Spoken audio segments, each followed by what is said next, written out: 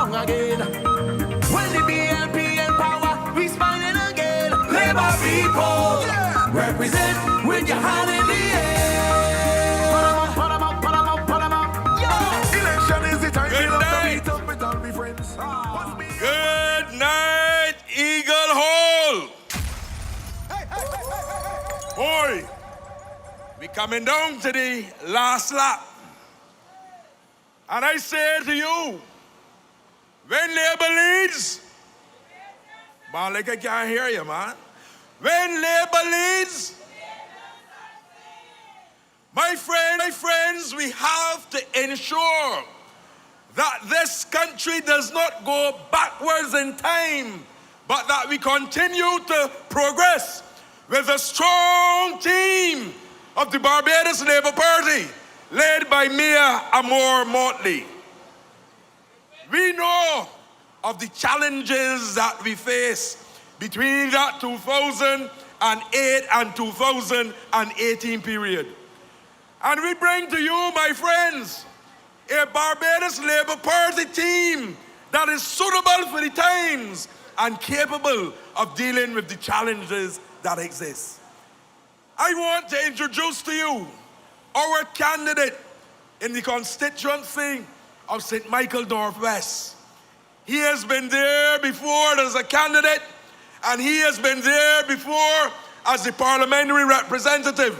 My friends, join me in welcoming our candidate and the next parliamentary representative in the constituency of St. Michael Northwest, Neil Rowe.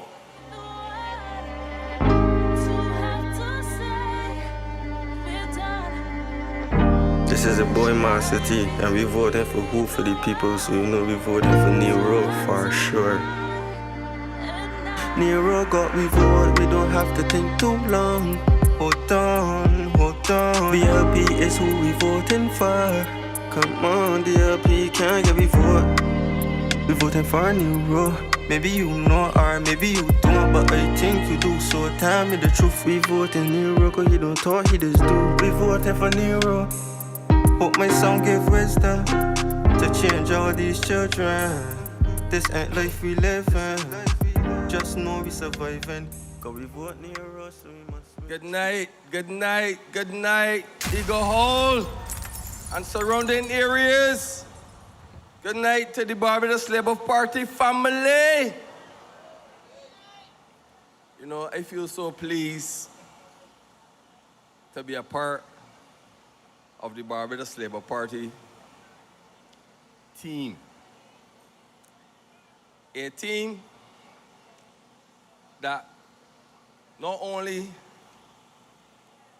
have the right record, a team that have produced a manifesto of substance. And tonight, I come to you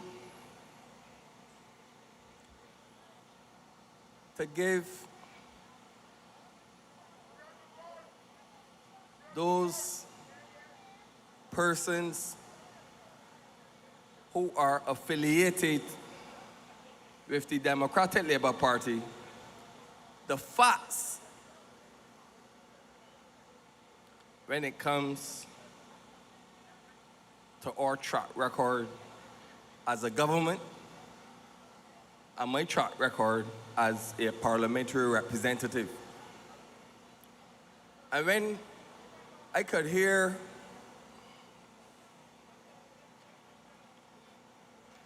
a member of the Democratic Labour Party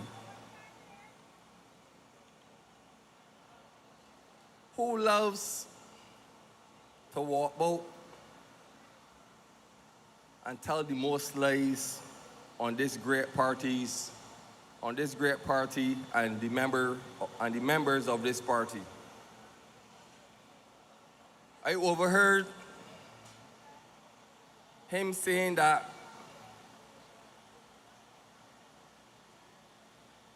I cannot identify anything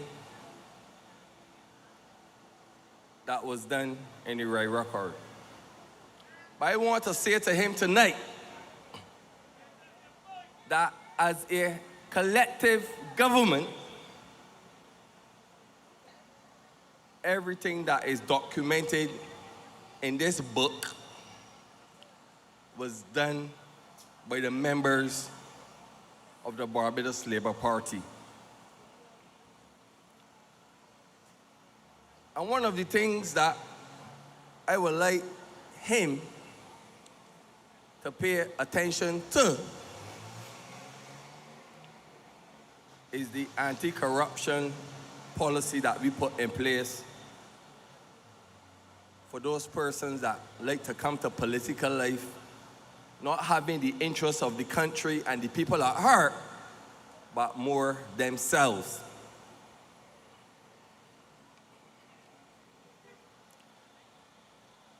And to add to that,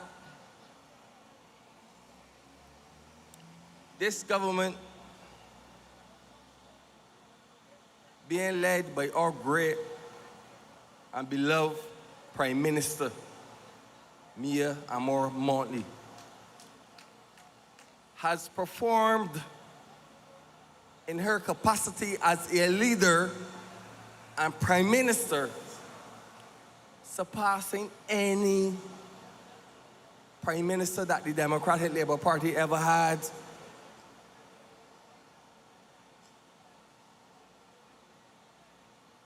We have a Prime Minister that has been tried and tested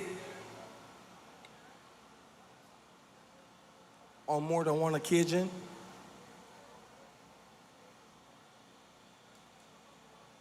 And I remember when we implemented and provided the assistance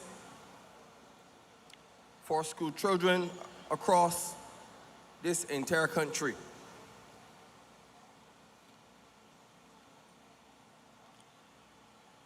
I remember during COVID, the way our Prime Minister and the Barbados Labour Party government take control and govern this country for the betterment of every single citizen. And then to hear the opposition walking about attacking the Prime Minister and members of this government, it really bothers me.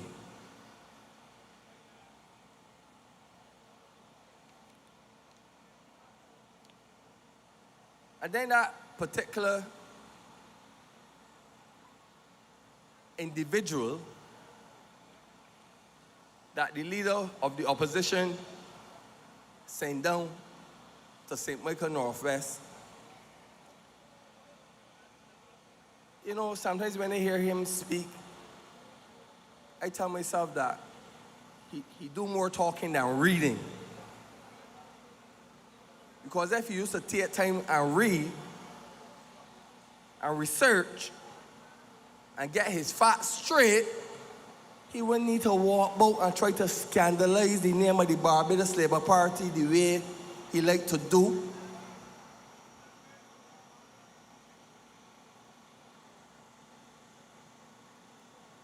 And we have the National Botanical Garden, and he's one of the individuals that hold the most entertainment facts up there. I'd be glad for the business.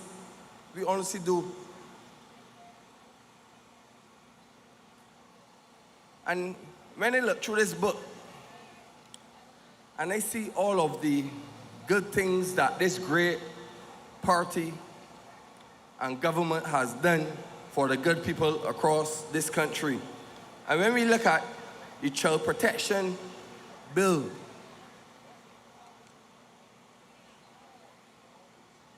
the Communities Caring Assistance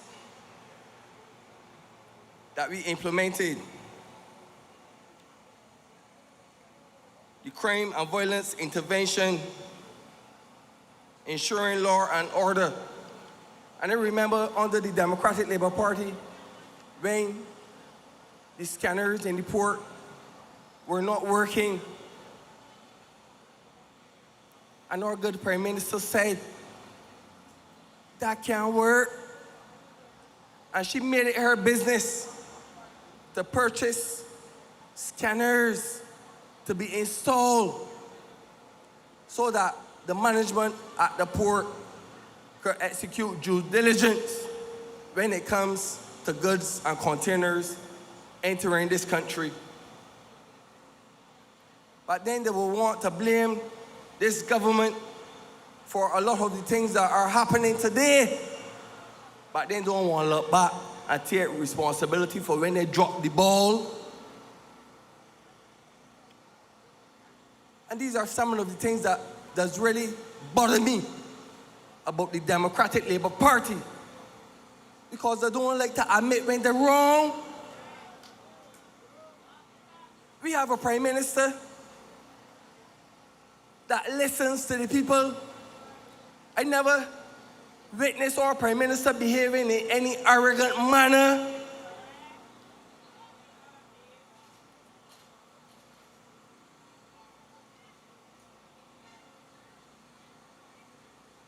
And these are some of the things that I really have to put out there when it comes to the facts.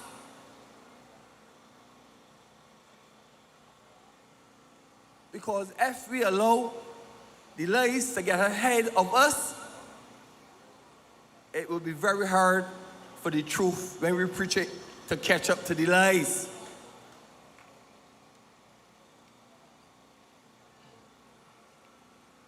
And our great Prime Minister implementing the crime prevention program. And these were initiatives that were birthed under the Barbados Labour Party government and executed under the Barbados Labour Party government. And these are the facts. And when we implement things, we make sure that we implement policies to address the issues that we face today. We don't bring willy-nilly policies just because we could bring them. We bring policies that make sense. We bring policies that will make a difference. And we bring policies that will impact the lives of the Barbadians and the people that we represent in a positive way. Yeah. So it really bothers me when they continue to hear all the misleading rhetoric by that, I don't even know if to call you a boy, because it really bothers me. And when we look in our manifesto that we presented to the good people of Barbados, and the things that we have set out in this manifesto for the people of Barbados, it warms my heart. And this is what a caring government is all about. Putting people first, no matter what. And we have things like job productivity and economic renewal, and being able to provide and implement policies and to expand the tourism sector, the small business stimulation sector, retooling displaced workers. And these are just some of the things that we have outlined in our manifesto. Things to benefit and to embrace and to create opportunities for the good people of Barbados.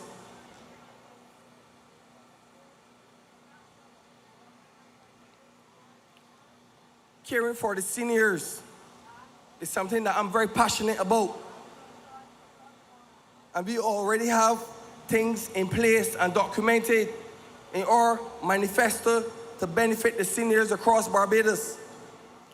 And if you heard me last Friday night, I spoke about my care of the elderly program, the amount of elderly people that I provided assistance for through this great Barbados Labour Party government.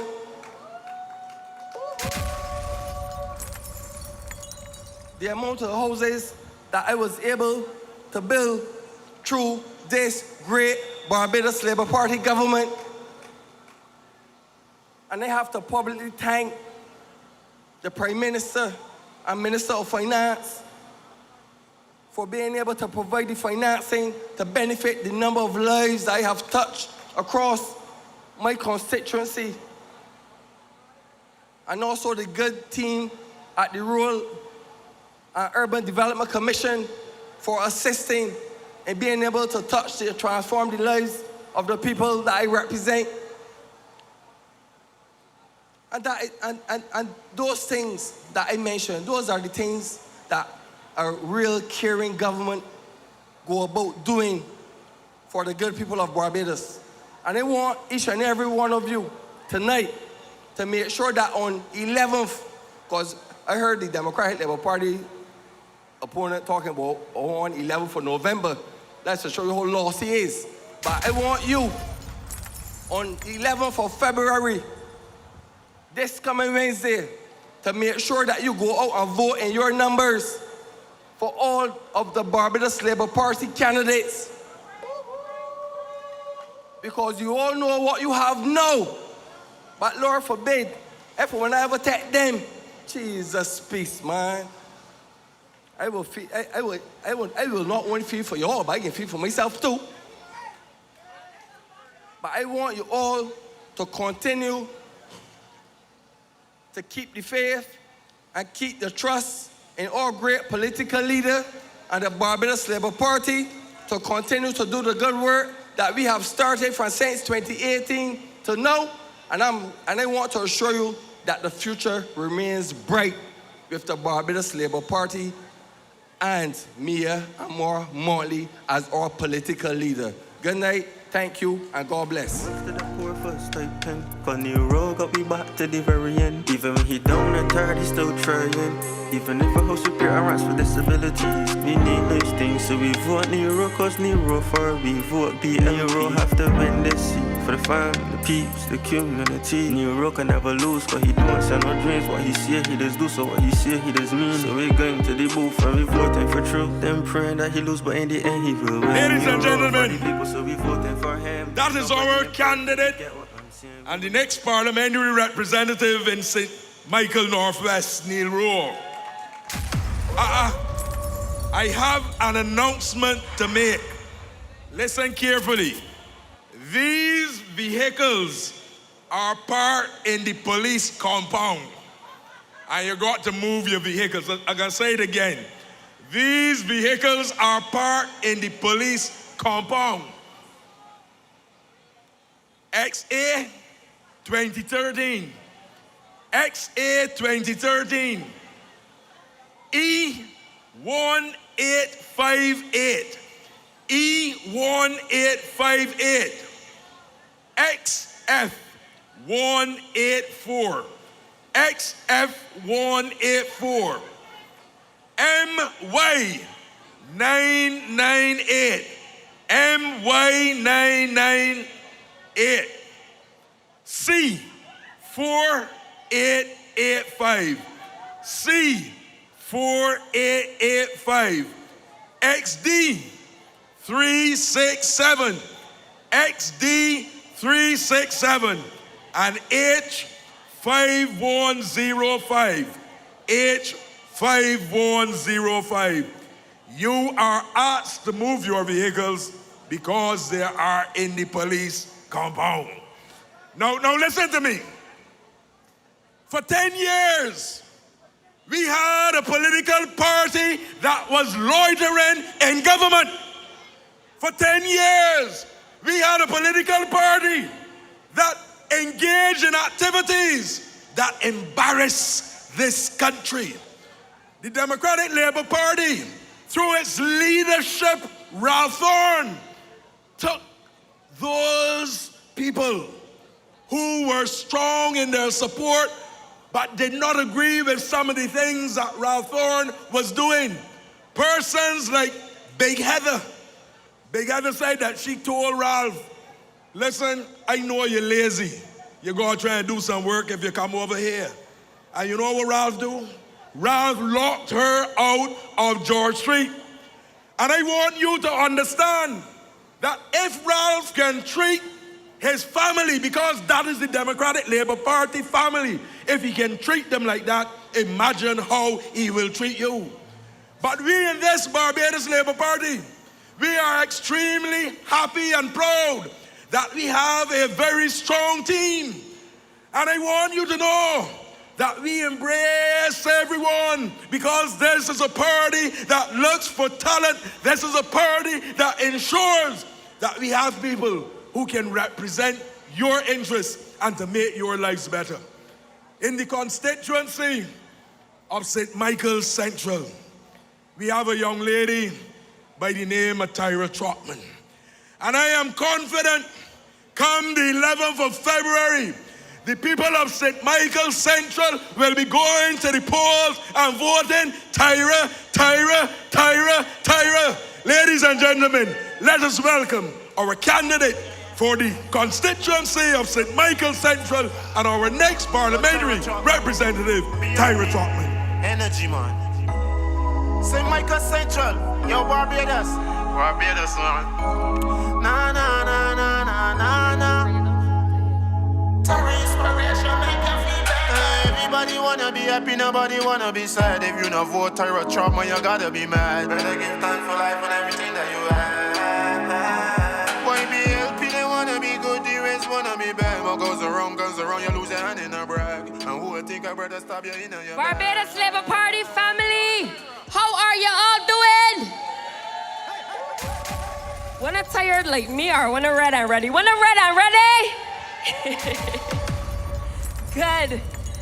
I always start by saying it is an honor and a pleasure to be before you tonight. Not only because I am a woman in politics, and you know sometimes how we as women get treated, but it's an honor and a pleasure, and it's always humbling because I am the youngest candidate, period. Not even only for the Barbados Labour Party, I am the youngest candidate, period. And because of that, oftentimes you will have stones thrown my way and people will criticize and nitpick because I am young and I'm learning, and you know, that's the easy thing to do.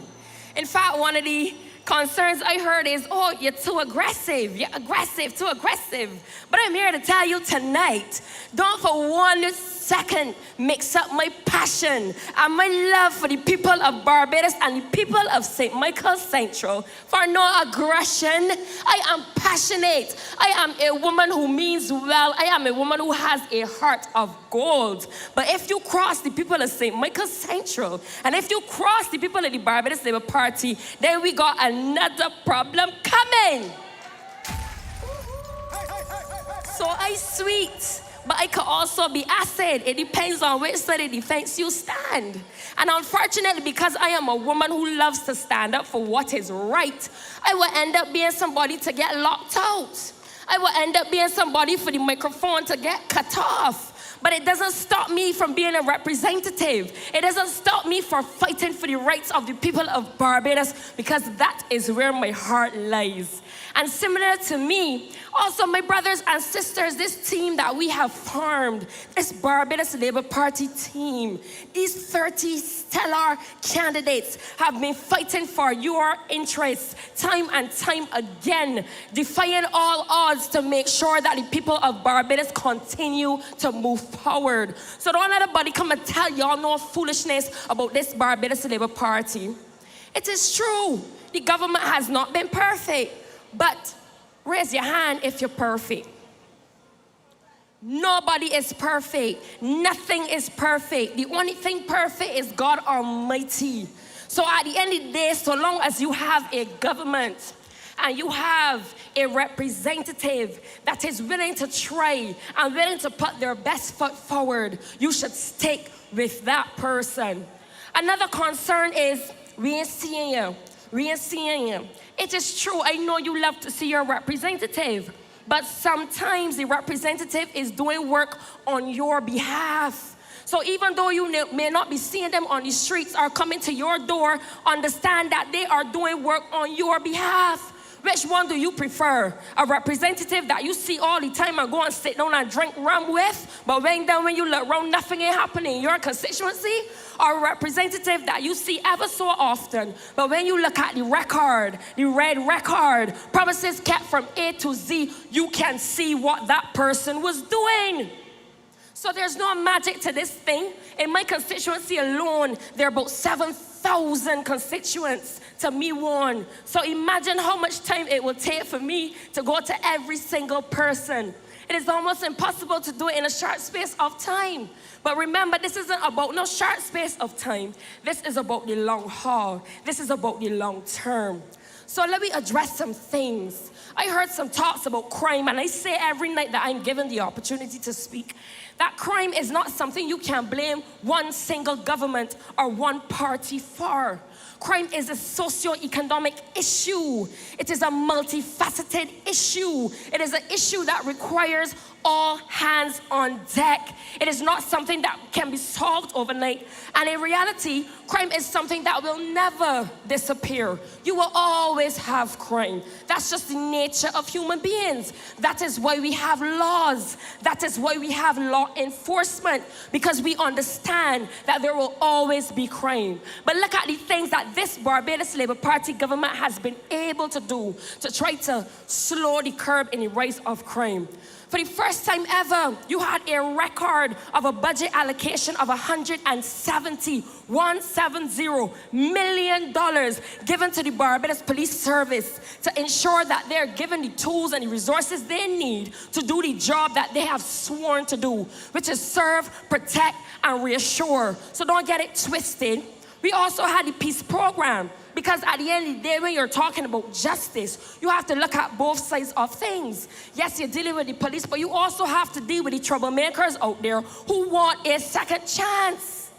Let who is sinless cast the first stone. None of us out here are perfect, and some of us have come from troubled backgrounds. But if you are willing to make a change and make a difference, why should this Barbados Labour Party tell you no? We are not RAT. We don't lock up people. We embrace you and welcome you and tell you, come on board. Come with us. Come together as we move Barbados forward.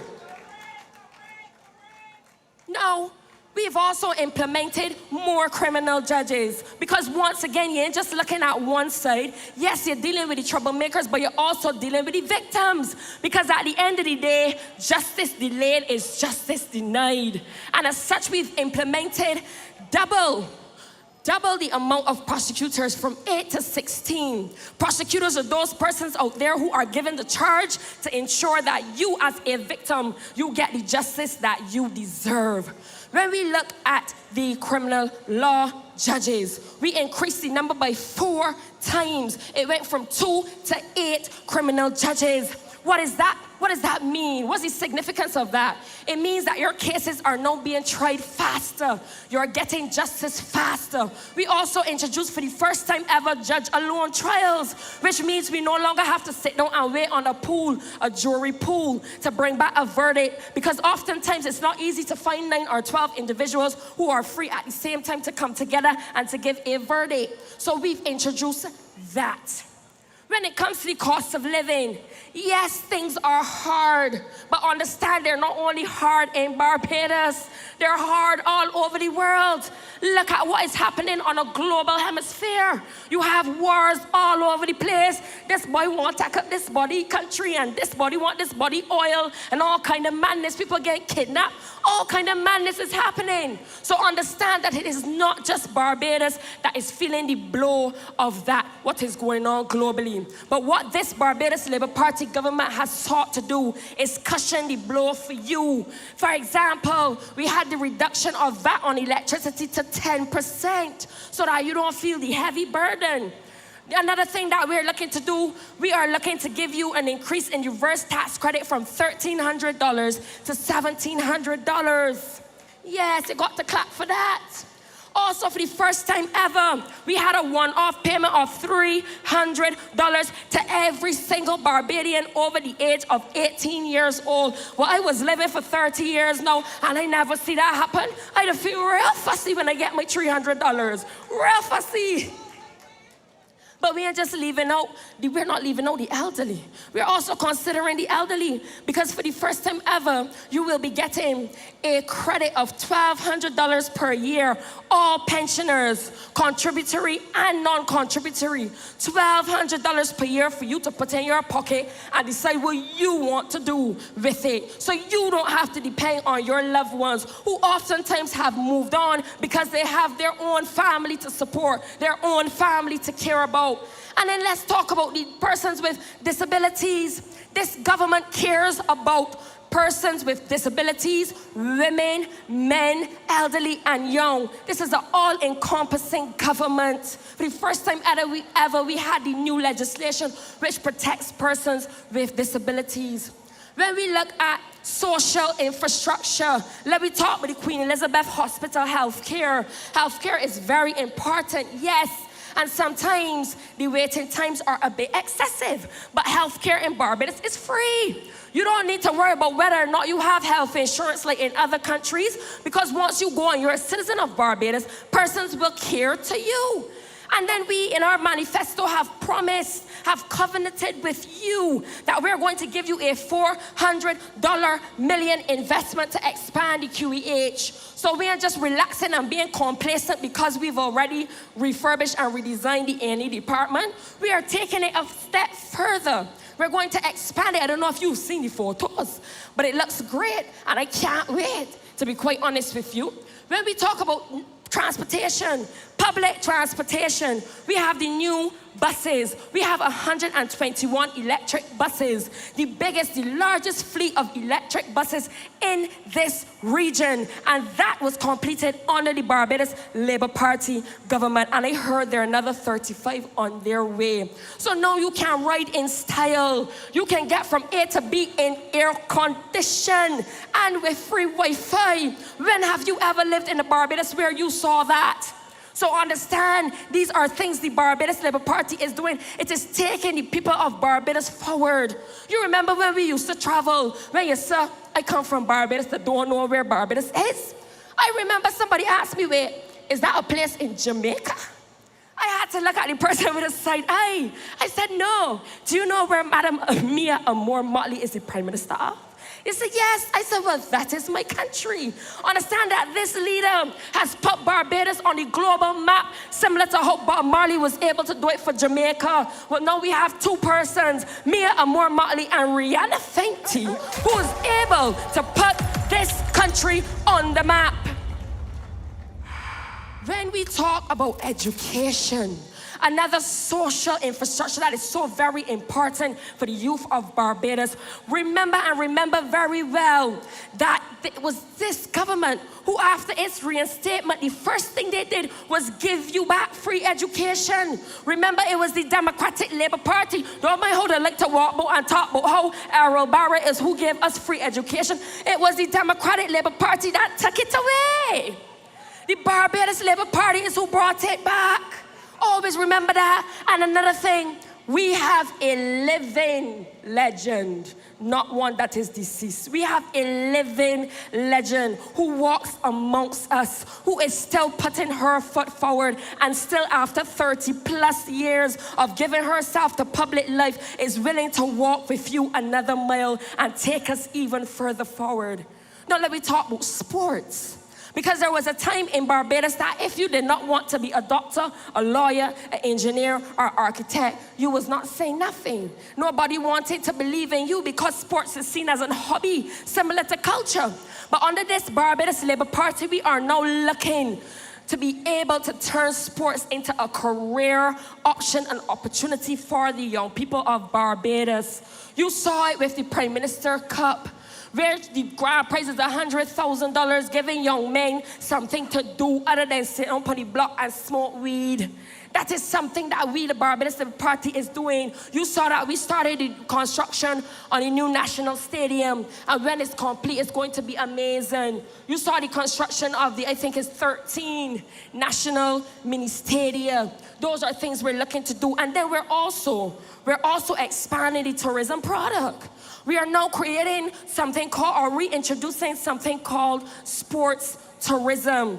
And I will name a few of the things that we have been doing. We had Barbados Sailing Week. We had the Last Man Standing Cricket. We had Saw Rally Barbados, Barbados Ninja Throwdown, the Barbados ITF Cup, the Barbados Polo Season, Sandy Lane Gold Cup, ICC Men's T20 Cricket World Cup.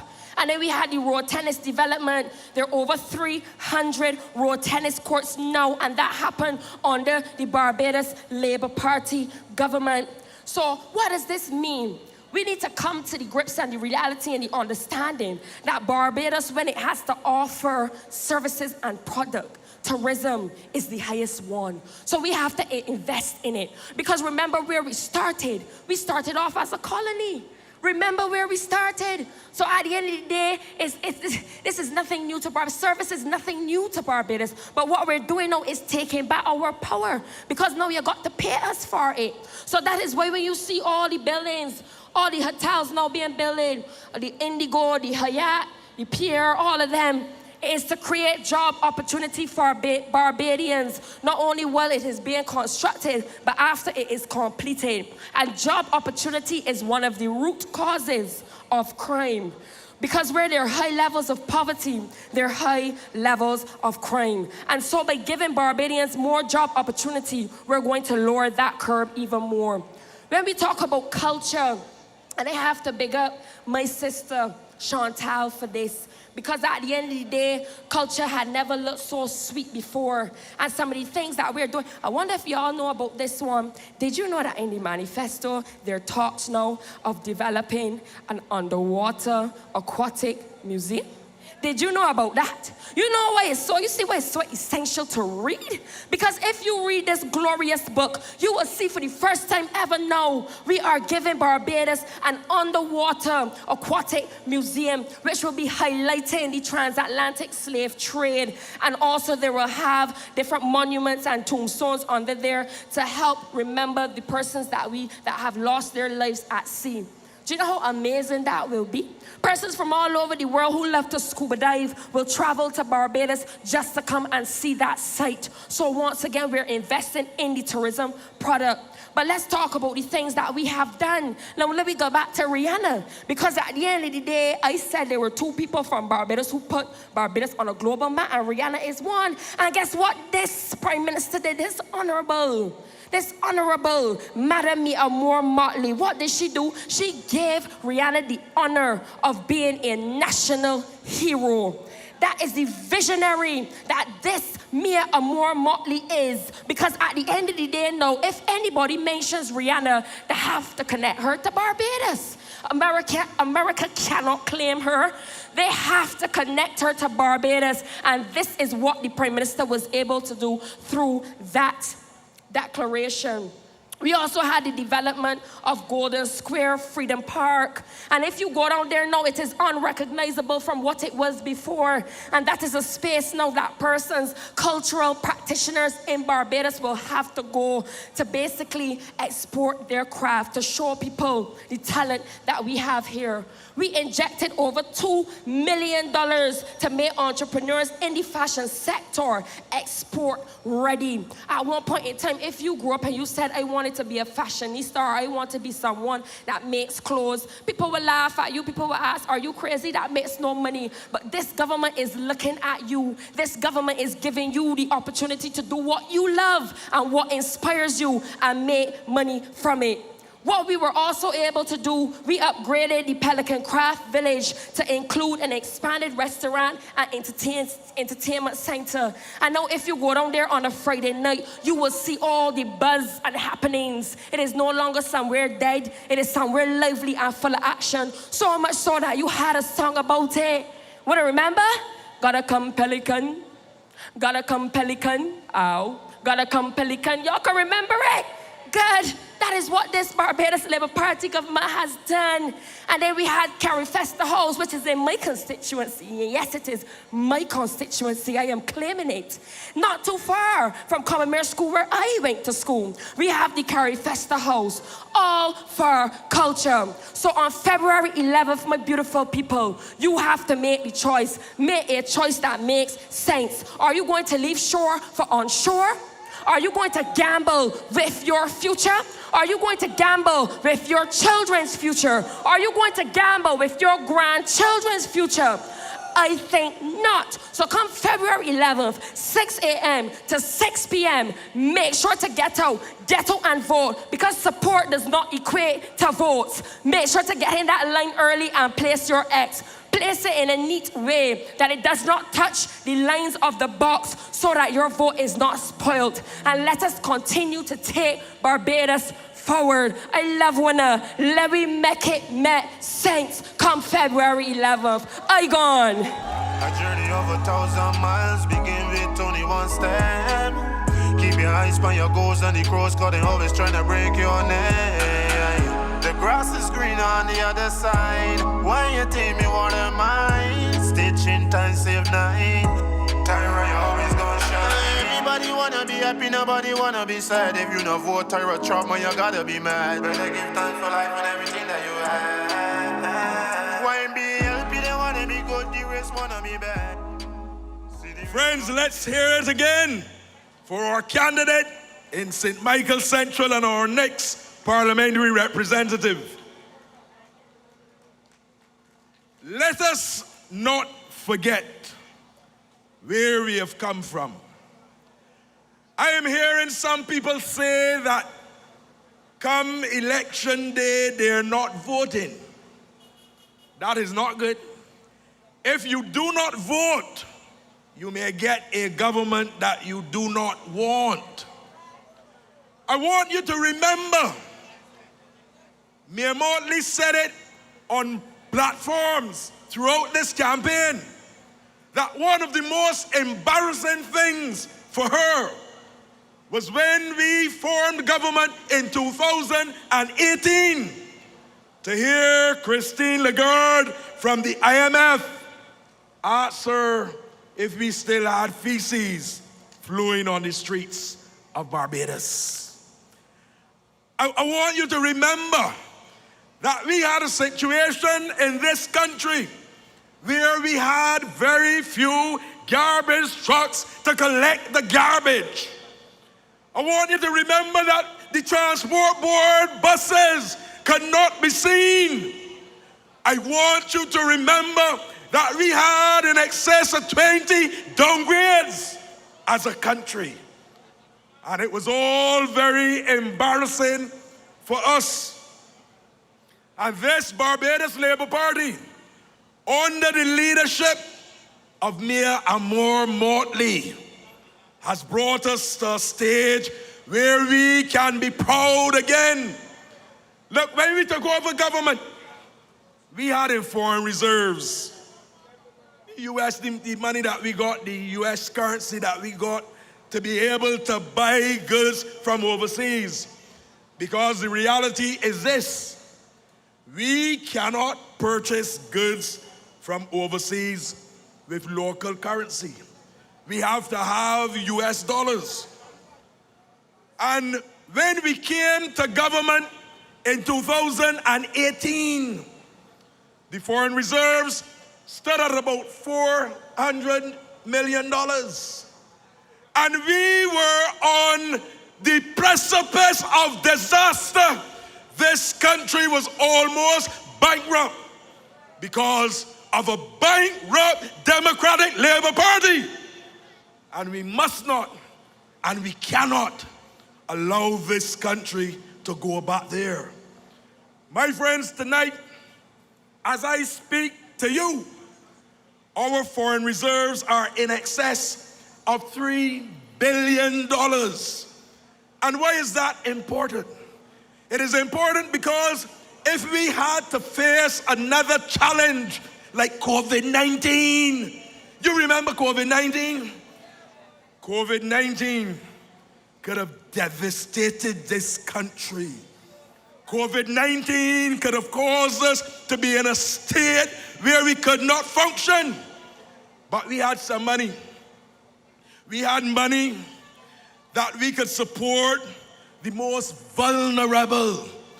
We had money that we could provide care packages. Just ask yourselves if the Democratic Labour Party was in office at that time, what would happen?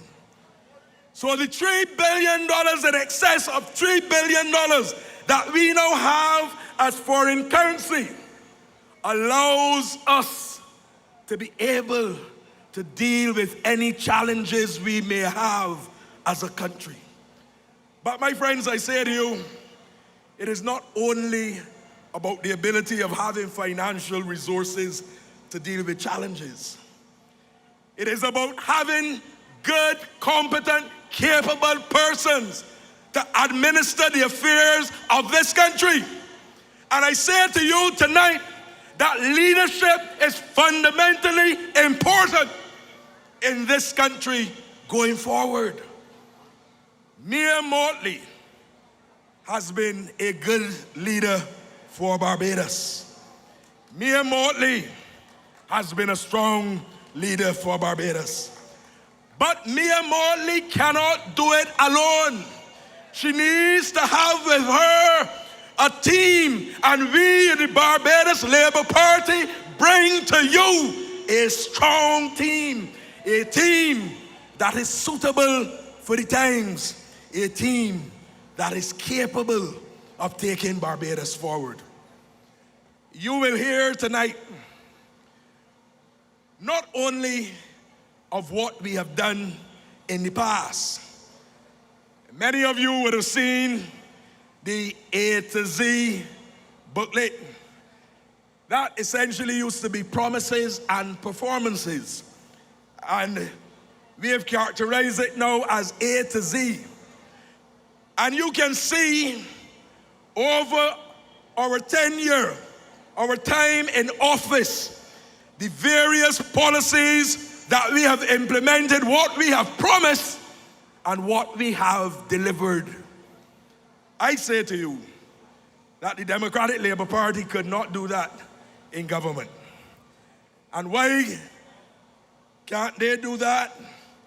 Because they do not see a manifesto as a social contract. It has never been said in the Democratic Labour Party yet that that is not the case after Sandyford said it. We, however, believe that when we put policies and programs in a manifesto, that we have to deliver, and we therefore have a covenant with the people, because that is important. So tonight, my friends, you will hear from this platform a number of policy initiatives that this Barbados Labour Party plans to institute.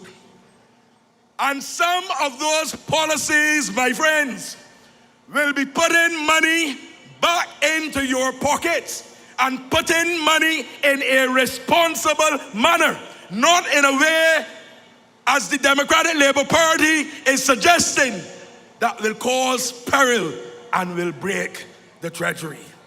You see me, I'm looking at my phone all the time because something interesting is happening at 8 o'clock. And I don't want you to miss this. I don't want you to miss it at all. Tonight at 8 is the last election broadcast. And that broadcast is being delivered by who? That broadcast is being delivered by our Prime Minister, the Honorable Mia Moore Mottley. And so we are going to show you the broadcast tonight, and you can enjoy it with us, and you can hear how we are taking this country forward through our political leader and the Prime Minister of Barbados, the Honorable Mia Moore Mottley. So my friends, I'm just waiting for the signal that we're ready. Just waiting for that. And I say to you, watch and see and digest what this Barbados Labour Party has to offer under the leadership of Mia Moore Mottley.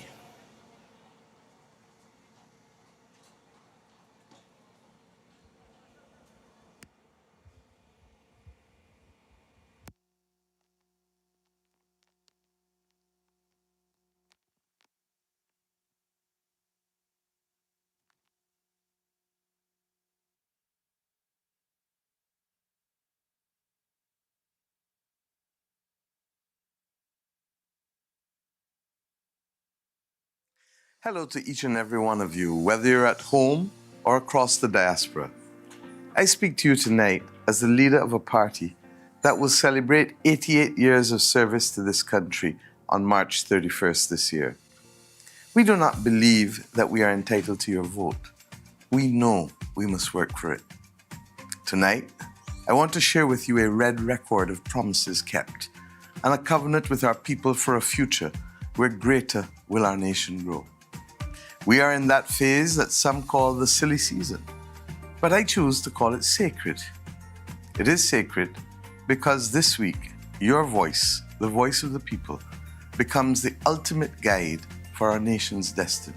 A few nights ago, I stood in Golden Square, a hallowed ground. It is the place where Clement Payne told our foreparents to meet him, not knowing if they would live or die, because the forces of the land were against them. Today, we don't have to hide in the back to pay tribute. We stand in the light because of their courage. 7.5 years ago, you gave the Barbados Labour Party a mandate to rescue a nation that was on the brink of disaster in so many ways. You gave us your trust in 2018, and I told you then that I would treat it with respect. Tonight, I am here to report to you on that journey and to ask you for permission to finish the work of transforming this republic into a land of greater prosperity, where every Barbadian is afforded the opportunity to thrive.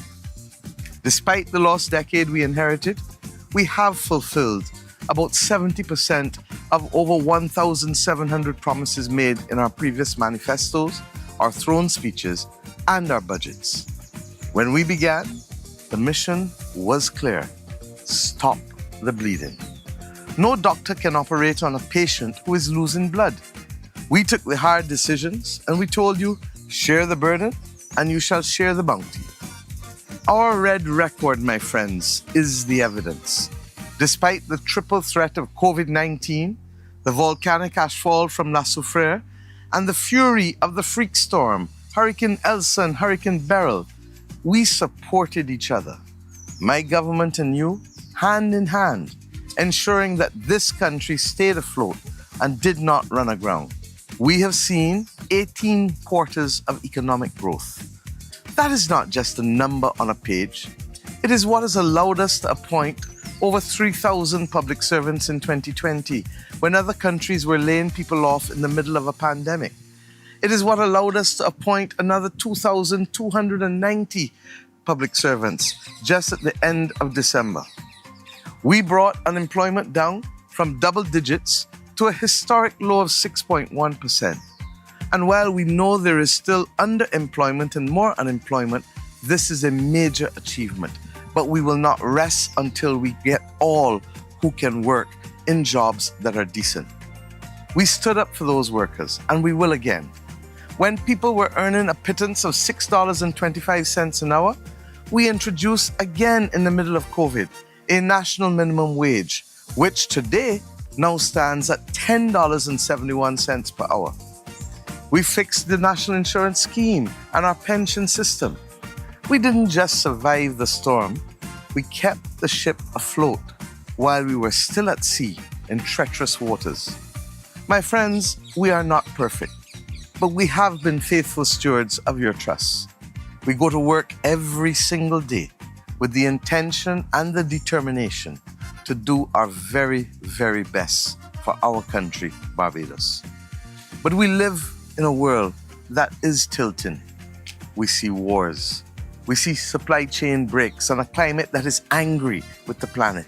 And many people ask, Prime Minister, why are you flying so much? And I'll tell you plainly, I fly as much as I do because a small state like Barbados cannot afford to be unfairly treated in the global classroom. We already face unequal treatment in so many areas. I want you to think of it like this. If you send your child to infant school, you don't expect a student from class 4 to come and take their lunch or to beat them up or to play by rules that are unfair. You need rules to protect small ones. And it is the same in our world. Our foreign policy, which, as you know, is friends of all, satellites of none, has anchored us. And we fight, therefore, for an international rules-based order so that the price of our food and the interest we pay on our debt aren't dictated by the whims of the powerful. I defend Barbados abroad so that we can deliver for you at home. The Barbados Labour Party, my friends, stepped in to restore Barbados's reputation as a clean jurisdiction, free of the stain of corruption that was so prevalent during the Democratic Labour Party administration. We achieved this by enacting a new Prevention of Corruption Act in 2019, introducing new offences including bribery in the private sector and stiffer penalties providing for $1.5 million in fines and up to 15-year terms of imprisonment. We also enacted whistleblower legislation to protect those persons who want to come forward and who want to tip off authorities on corrupt behaviour. We also established a specialised agency to investigate and fight corruption and to counter terrorism. And that legislation has been passed and it is now with us as the Anti-Corruption and Anti-Terrorism Agency. My friends, that agency is already making its mark on our landscape. Today, Barbados's ranking on the Global Corruption Index has improved such that we are considered to be one of the least corrupt countries in the world. In the area of governance reform, we have taken several actions to reform not only the structure of the state, but also to strengthen checks and balances, to enhance the separation of powers between the core arms of the state, and even, my friends, to reduce the powers of the office of Prime Minister. We empaneled the Constitutional Reform Commission, which after wide consultations has submitted a comprehensive report with a series of recommendations which, as you know, are currently being considered for implementation, and with a draft Barbados Constitution Republic Bill available to us now to circulate in a new parliament. There was also the Parliamentary Reform Commission, whose recommendations have been agreed to go to a joint select committee of Parliament so that we can have clarity for implementation by Cabinet and Parliament eventually. We amended the Supreme Court of Judicature Act to establish a Judicial Appointments Committee whose responsibility it is to select the individuals for appointment to judicial office.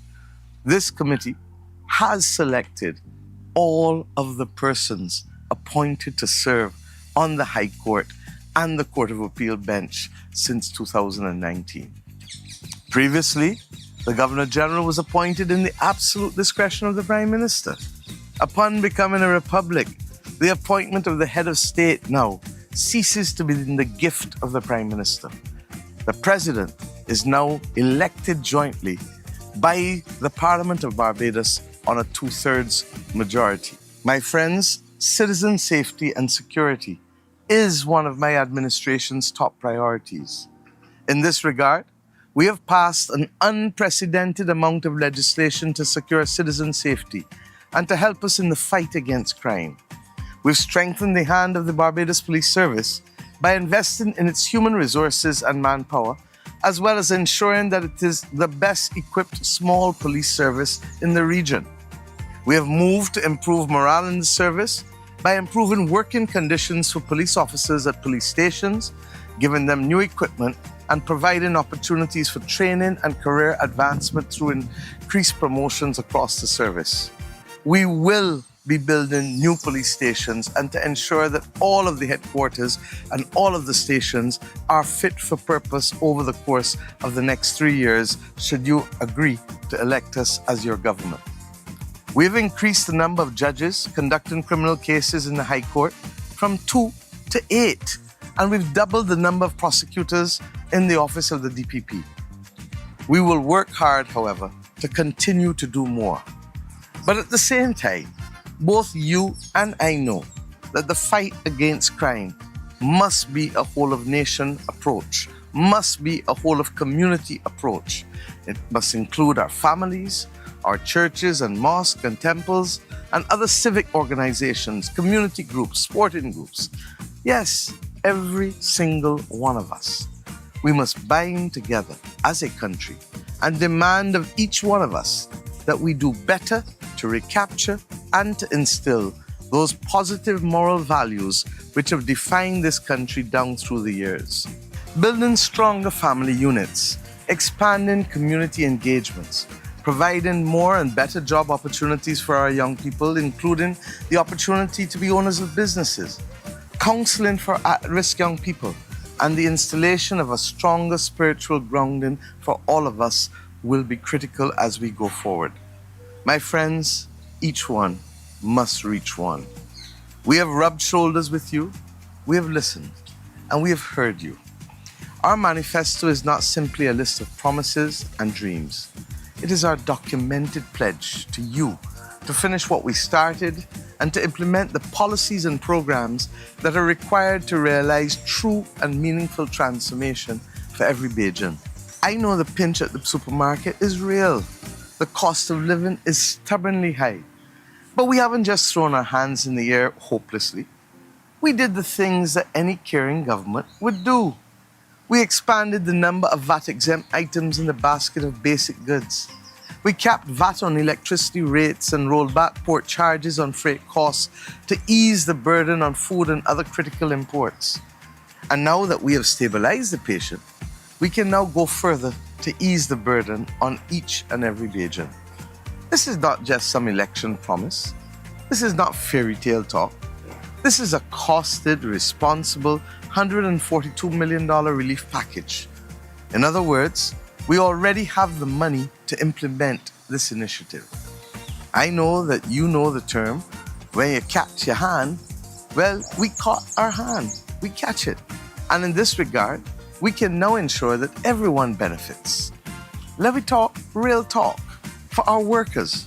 If you earn between $25,000 and $50,000 a year, you will get back every cent of income tax you have paid at the end of the year through our compensatory income credit scheme, so long as the government can afford it. And every year since 2019, we have afforded it. I like to call this now the government meet in turn. For our lowest earners, we are raising the reverse tax credit to $1,700 to put cash back in your pocket when you need it the most. For our seniors and most vulnerable, you are our nation builders. We're raising the tax-free allowance for pensioners to $75,000. And for every pensioner, every recipient of welfare, and every person with a special needs grant, we're introducing a $1,200 annual cost of living cash credit. And whether you take it as $100 a month or as a lump sum, it is yours, because nobody should walk away empty-handed from a Barbados Labour Party victory. I say to you as well, for those who are drawing welfare, this is on top of a 30% increase in welfare benefits that becomes operational from the 1st of March. For those of you who earn above $75,000, we have committed that should we be the government again in our budget, we will be able to address your rates of taxes just as we did in 2019 when we lowered income tax in every category in this country. My friends, when we became a republic, I wanted every Bajan child to feel that they had a stake in this rock. This government, the Barbados Labour Party, has been clear that we need to establish the Barbados Republic Child Wealth Fund. Every child born on or after November 30th, 2021 will receive a $5,000 birthright investment. This will be managed by an independent trust, and it is expected that this fund will grow so that when these children reach adulthood, they have a head start for a home or an education. This is what we want for our children, not just those born in the first 4 or 5 years of a republic, but this is the contract that we want with our children. In our republic, when a child leaves the hospital, they should leave with 3 things: a birth certificate, an ID card, and a share certificate in this fund. And you, as parents and godparents and friends, can add to that over the years, because we must cultivate a culture of savings in our country. And we're telling our own story from our lived reality over these past 400 years and more. From the Newton Enslaved Burial Ground Monument to the National Performing Arts School of Excellence, we're reclaiming our history. For 400 years, other people told our story. Now it is time that we tell it. And when it comes to the issue of creating opportunities in sports for our people, We already know what it is to have global excellence in cricket. With respect to our national stadium, we are seeing it being constructed now before our very eyes. We're installing a new digital glass floor at the gymnasium. There will also be 2 new Olympic-sized pools, along with 2 new athletic tracks, one in the north in Holt Town and the other in St. Philip. My friends, we want to give our young people the stage to be the next Rihanna, the next Jason Holder, the next Zayn Maloney, the next Shea Hope, and of course, to always aspire to be the great Sir Garfield Sobers. We are living in the 21st century. Modernity is not about fancy words. It is about whether you can get a service without begging or knowing someone. Our once-only principle means the government stops asking you for the same information 10 times. From March of this year, the end of March, BIMPay becomes a reality, a secure digital payments platform on your phone. But we're also securing our basics. The water belongs to you. We're going to build a new desalination plant, but we're not going to give it away to a private company to invest in. We're opening it up and will ensure that you, the citizens of this country, can own the shares alongside the Barbados Water Authority. You pay the rates, you should be able to get the dividends. My friends, with respect to healthcare, we have made strategic investments to upgrade the quality of healthcare in our country. We're conscious that our healthcare system is both public and private, but for those most in need, it is the public facilities that people will turn to. It is against that backdrop that we've increased the number of posts at the Queen Elizabeth Hospital by over 300, and we have increased its funding as well as the equipment that it needs in order to be able to do better treatment and diagnosis of all of its patients. Equally, we are agreeing to expand the Queen Elizabeth Hospital's plant by almost half, going across the other side of the road and ensuring that we link the new buildings to the existing plant. We've also committed to strengthening our primary healthcare system, with new polyclinics being constructed at the Eunice Gibson site in Warrens and at the Randall Phillips site in Oistins. The other 7 polyclinics will be upgraded, and we have already upgraded our outpatient clinics at Horse Hill St. Joseph, at Belplain in St. Andrew, and only very, very recently in St. Thomas, expanding the square footage there to be able to see more and more patients. What is needed from us now is to see how best we can work together to make sure that empathy and communication be integral to our system, because there but for the grace of God goes any of us with respect to the need for healthcare in this country. It is a solemn commitment which this Barbados Labour Party government will make to you should we be re-elected. My friends, as I close, I want to talk about our spirit. Too often when you ask a Bajan, how are you? The answer is, so. Slavery, yes, downed our spirit, but our ascension to a republic status must lift it up. I'd like all of us to be able to say, I'm good, I'm joyful, I'm productive, and I want you to mean it. Barbadians, as I've said repeatedly, our government is not perfect. We may stumble at times, we may even fall, but we always get up and push ahead. We face it, and yes, we fix it. Leadership is about stewardship. It is about having a team that is ready for the times. This week, when you go to the polls, you are not just casting a vote, you are signing a covenant. A promise can be broken, but a covenant is a sacred bond. It is a bond that we intend with the guidance, mercies, and strengths extended to us by Almighty God to honor every day in the life of our next administration. We have moved from mission critical to mission transformation. I ask you now for the mandate to continue. I ask you for your permission. Do not let us falter now. As our local Drayton's 2 group sang so many years ago, stick by me and I will stick by you. Give us, yes, the team for the times, and let us take this country forward together. And then greater, greater, greater will our nation grow in strength and unity.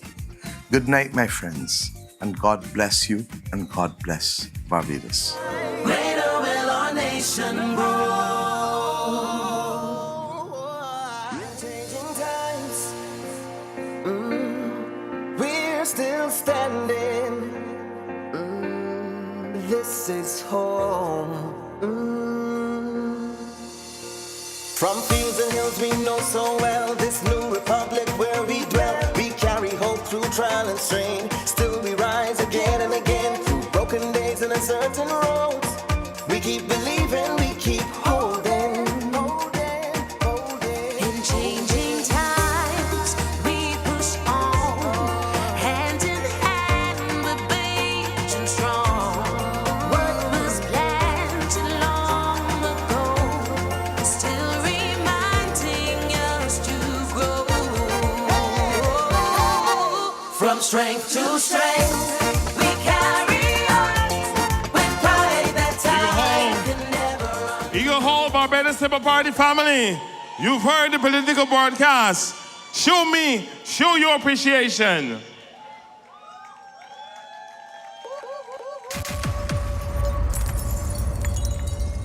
One day to go. 1 day to go.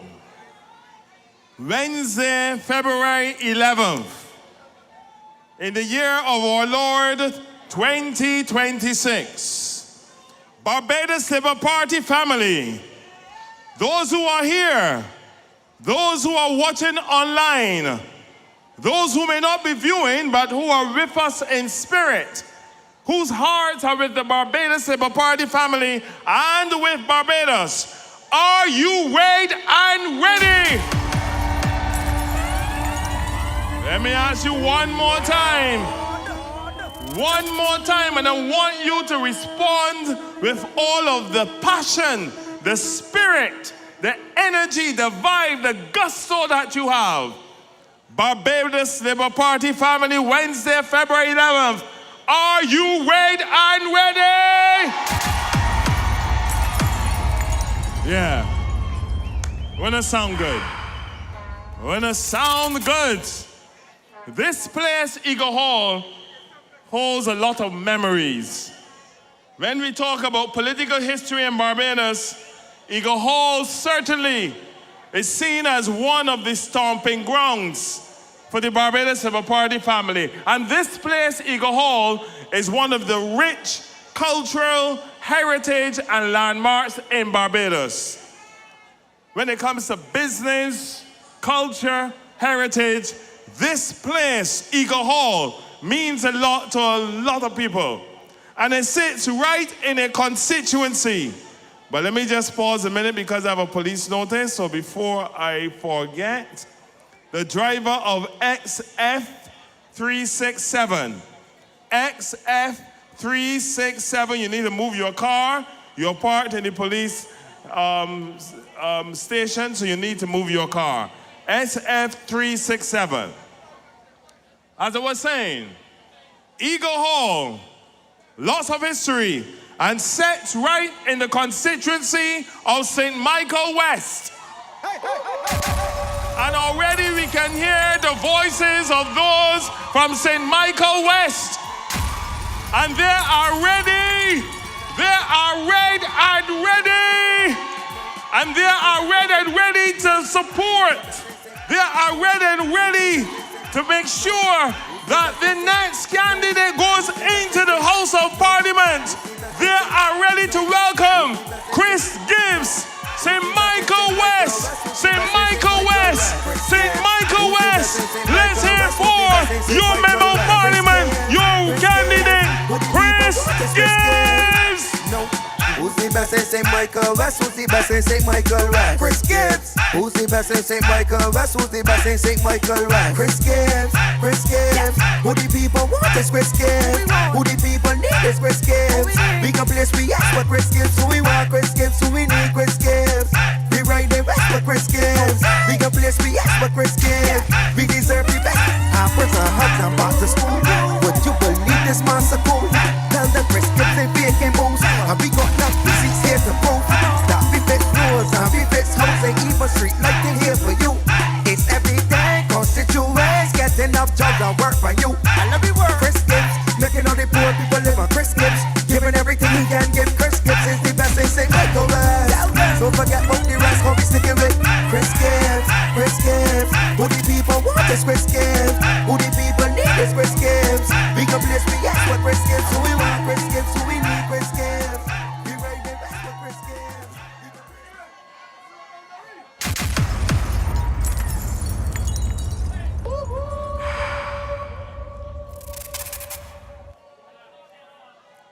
Good night, Eagle Hall!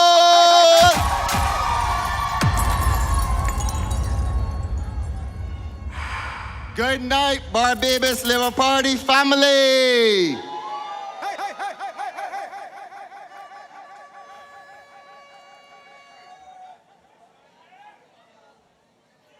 Tonight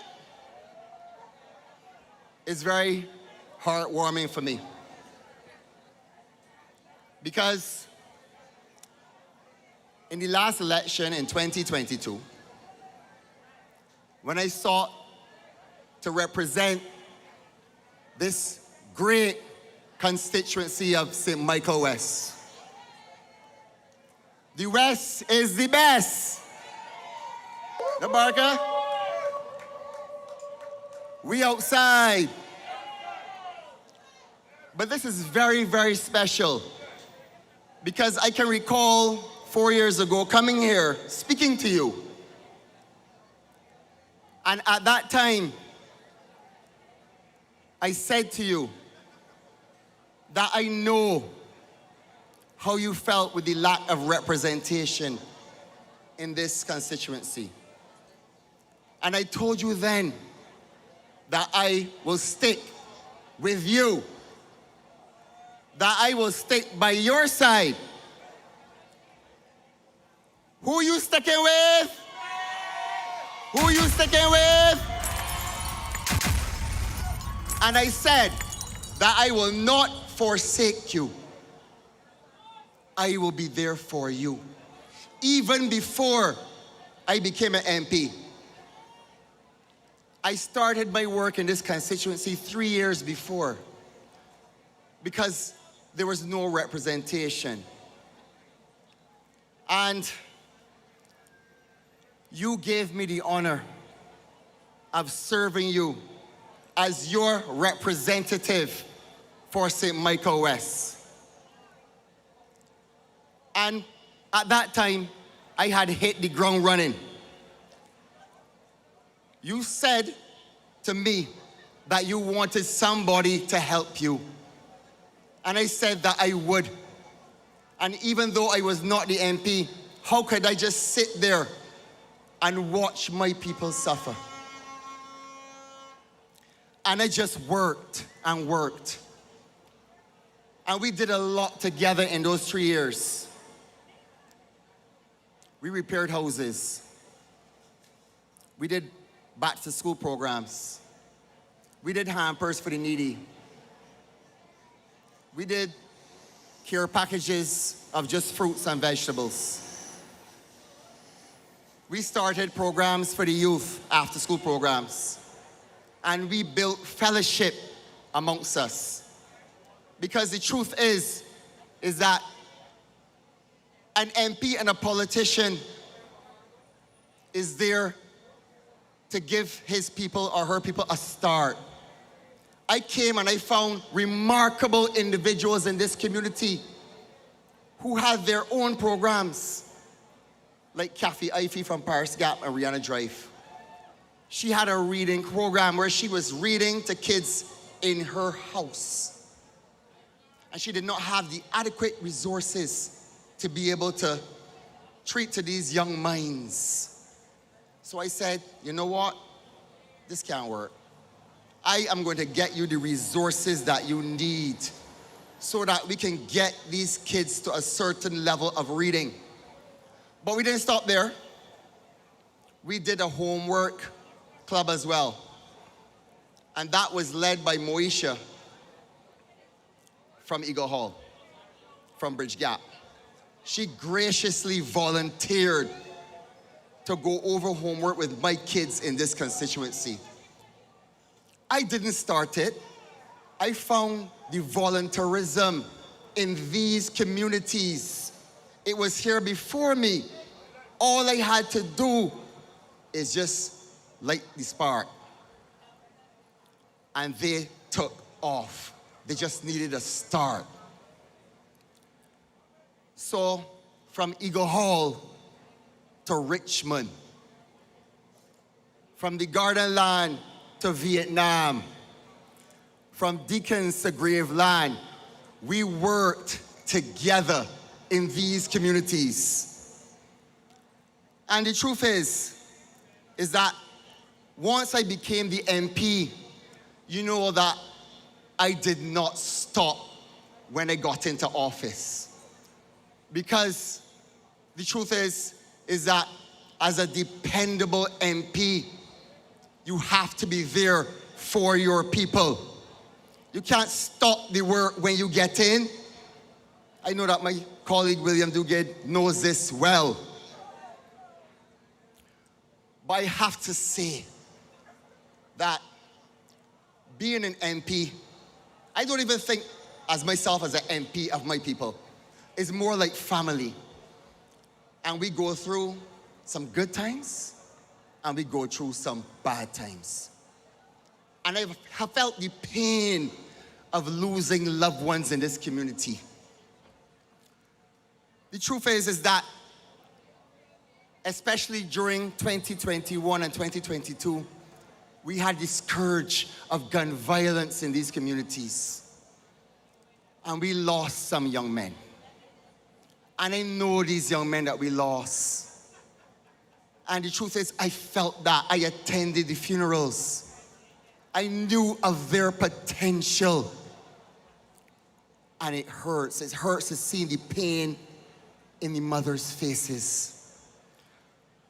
So, young men who should be building families and walking in purpose are instead being sent to Westbury Cemetery. I know, Brenda, you know this very well. Let me say clearly tonight, Westbury Cemetery is for the dead, not the living. And I want to represent the living. I want to represent these young men by helping them to find jobs, meaningful employment. And the truth is, as a businessman, a lot of young men have come to me from these communities for advice. Yes, I would hear them out. And if they needed the resources necessary, I would help them with that. But more importantly, I mentored them on financial literacy. And that is as equally important to longevity in business. I will walk with you and continue to walk with you to make that happen. I have also celebrated excellence in these communities. It is not all negativity. I have found some very positive, heartwarming stories of young children in this community. I opened my paper a day to see that a young lady by the name of Odira Francis had won a Barbados exhibition. She hails from the Alkane land. Her dad is a guy called Corey Francis, AKA Sister. And when I saw it, I felt like it was my own child. I was so proud that someone from this community could achieve such excellence. And we know that these environs are very busy for children. And it's hard to focus sometimes. And that is why I respect children who are able to succeed at that level in these communities. I felt so good about it that I went down to the computer store and I bought a laptop. And I went to her and I gifted her that laptop.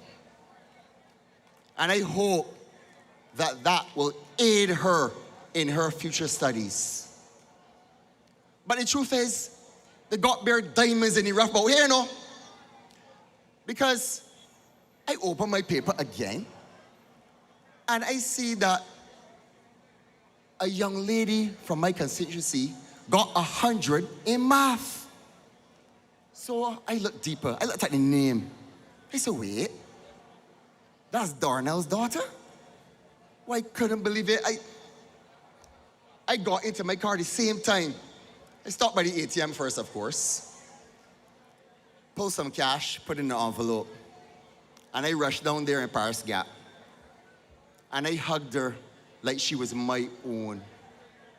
And I gave her her little gift. Because we have to reward excellence. And other children have to know too that they are being rewarded. Because guess what?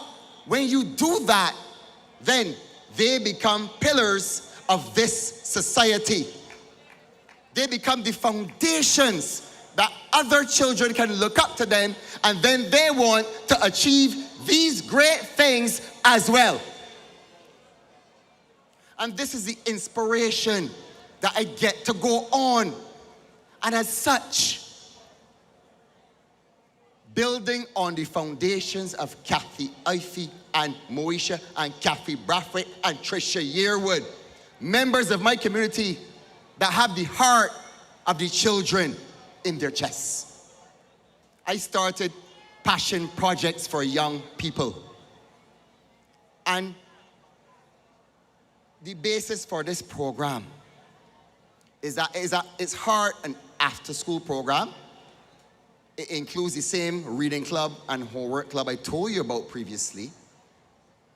But I got something in there called the video game tournament on PlayStation 5. Because all work and no play, Miss Jack or Jill a dull boy or girl. You see, passion projects is about finding things that the youth are passionate about. And what it does, it gives them blinkers. Don't even know what blinkers, you're a horseman. When you put blinkers on the horse, the ones that get distracted easily on the track, they focus on the race in front of them. Not true, Downey? And that is what that does for our children. When they're passionate about something, it could be a comic book, it could be video games. Sometimes we think of these things in a negative light, but it is not true. They're passionate about these things, and it stops them from doing that, getting into that, going on that block over there, going on that block over there. And it helps them to focus. So at the end of the video game tournament, I get them a little trophy so they feel good when they win the FIFA.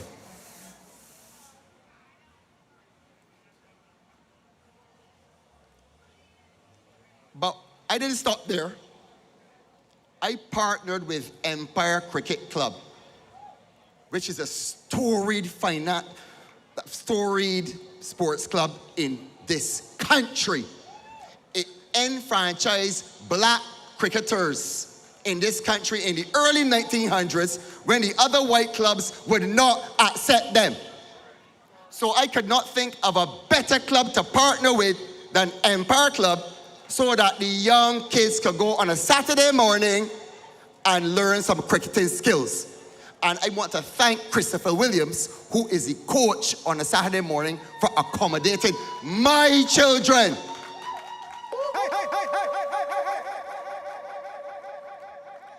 My friends, no child must be left behind in these communities. Not under my watch. Because we all know that idle hands make for a devil's workshop. And we need to keep our children busy so they're not influenced by the deviance that we see out there. And the truth is that I am the member of a party that believes in enfranchising and empowering our youth. So I find it incredible when the other people have the audacity to poo-poo our manifesto idea about the Republic Child Wealth Fund. This is the same side that cancel free education at the tertiary level for our children. A lot of them had to drop out. In fact, when I first canvassed in St. Michael West, a lady came up to me. This is out in Empire by the Garden Land. And she said, Mr. Gibbs, I don't know you, but I love your Prime Minister. I said, oh, I know everybody loves me, but why? She said, because I had 2 children that had to drop out of university. And when y'all reinstated the economic benefit to UWI students, they both graduated from university. That, my friends, is enfranchisement in action. This Barbados Labour Party don't make sport. The foundations of this party is empowerment. From universal adult suffrage with Grantley Adams, to the Tenantry Freehold Purchase Act, to the Copyright Act, all of it is enfranchising people. And that is a party that I'm a part of, and I am proud. I am also very, very proud that when I told you that 3 years I worked before I was an MP, the country faced a lot of challenges.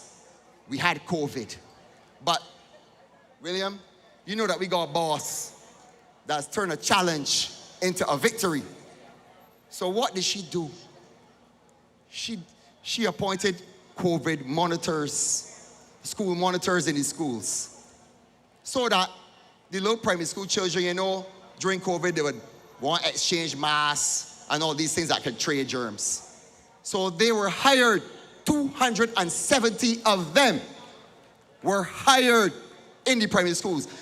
I was so proud to be able to contribute to that and give an opportunity to some of our young women to be able to do that. But it didn't stop there, because even when COVID was long gone, what did our Prime Minister do, William? Tell them. What did she do? Liz, tell them. They became teachers' assistants.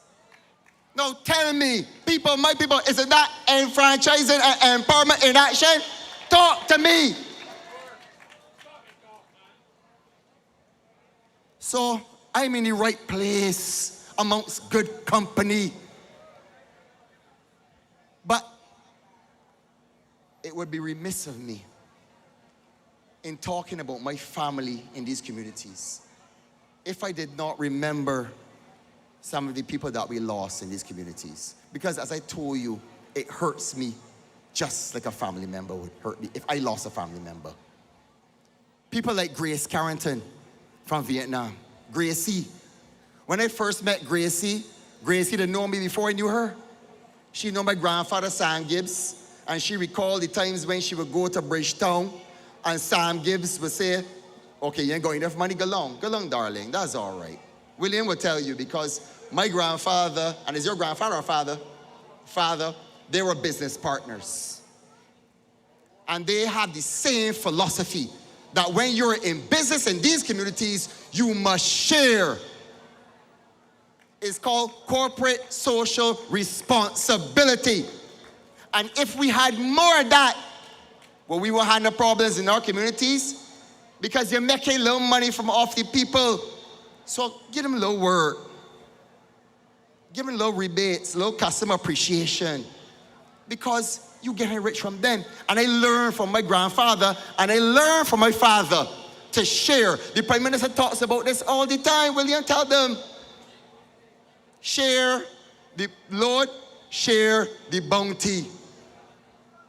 And that is why I know I'm in the right place, because I grew up like that, and the Barbados Labour Party is like that too. But we have lost too many people too soon. There was Gracie, and then there was Joyce Boyce. Again, Joyce Boyce knew me before I was born. When Joyce's funeral came up, Joyce had about, I'm just guesstimating, must be about 25 children, 45 grandchildren, and must be 100 great-grands. That is what you call a pillar of the community. The foundations. So we stand on their shoulders tonight, and that is what inspires me to continue the good work, because of the foundations that they laid, not me, they laid. But I want to fast forward, because I heard I got 2 minutes. The truth is that I have some plans for the community. And it would be remiss of me if I did not mention them to you today, because you stuck with me through the hard times and the good times. And I'm sticking with you. And as such, I want to announce to you a couple things that I have planned for you. We know that housing is an issue. I had a little pick for about 5 months to be the housing minister. It was pretty good, you know. It wasn't bad. I managed to do some things. Even in a short time, I managed to do a vesting bill, which will vest ownership in the terrace units for people that were in there for 20 years or more. So people from Ferniehearst, The Pine, Wotton, and I got another set plan for Deacons too, another 98, to enfranchise them as well. But I got to think about my people too. Should you allow me to continue, and should the Prime Minister put me back there, I can put pressure upon she. But if she does, we got to build housing in St. Michael West though. Not true? Hinesbury Road, 45 unit solution for y'all. Exmouth, multi-family unit for y'all. We gonna share with all the rest too, because Eagle Hall is a confluence of 3 constituencies. St. Michael West Central, St. Michael Central, and St. Michael West. So we all got to share. But St. Michael West, you're in my hearts, and you will do well. So my friends, this is progress with purpose. This is sticking with my people, and my people sticking with me. We made it through COVID. We made it through the ashfall. We made it through the freak storm. We made it through Beryl. We made it through Elsa. Under this leadership of the Mia Motley administration, we will make it through anything they throw at us, including the man at North. Because we cannot play fast and loose with our futures. The stakes are too high. We want a leader that can dance through the raindrops and not get hit. That is Mia. So what we doing? We sticking with, and we sticking with Mia. We sticking with Mia. We sticking with Mia. So my friends, in closing, on February the 11th, we are sticking with Chris. We're sticking with Chris too. On February 11th, let us move together.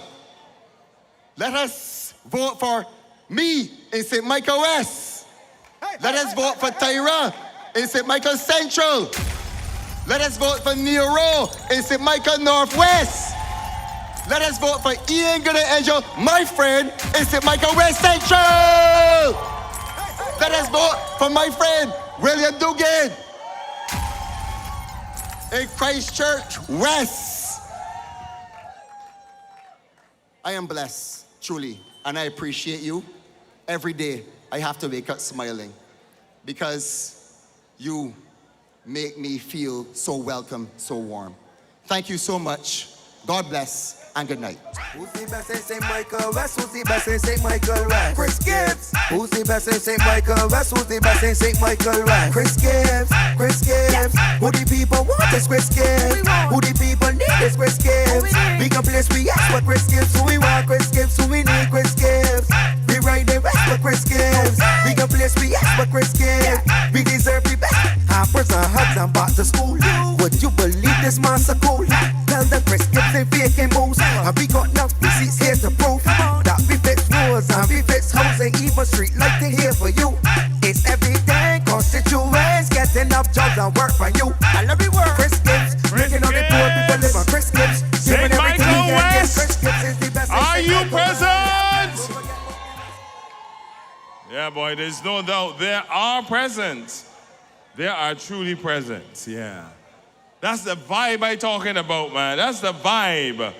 And one more there, and I'll tell you the energy is gonna be even richer. It will be richer. Now, there are 2 notices. The first one, the driver of XD, want to make that clear, the driver of XD 367. I said XF is XD 367. You're parked over by the police station, you need to move your vehicle. There's another vehicle that's parked and you're blocking one of the residents' driveway. You know something? I don't know, you tell me if it is age now. I was talking to the police right there at the bottom of the step. He told me the license number. And would you believe that by the time I get here, I can't remember nothing at all? Officer, I gotta come back to you and get that number, all right? So is that age? Is that age, people? But age is only a number, correct? And I'll tell you why age is only a number. Because in our political history, there are a number of politicians, parliamentarians, representatives who have given so much to this country. And when you think about it, when you think about aging and the state of your life, then you can say that age in its numerical context really makes no difference. It is the stage. It is your personal contribution. It is what matters as far as your representation is concerned. And that, my friends, is a good cue as I welcome our next speaker. So when we talk about age, she has been in the political fray from time she was probably like this. From the time she was like this. And she has built a story, a legacy, as far as political representation is concerned. And in her constituency, correct, Saitomia?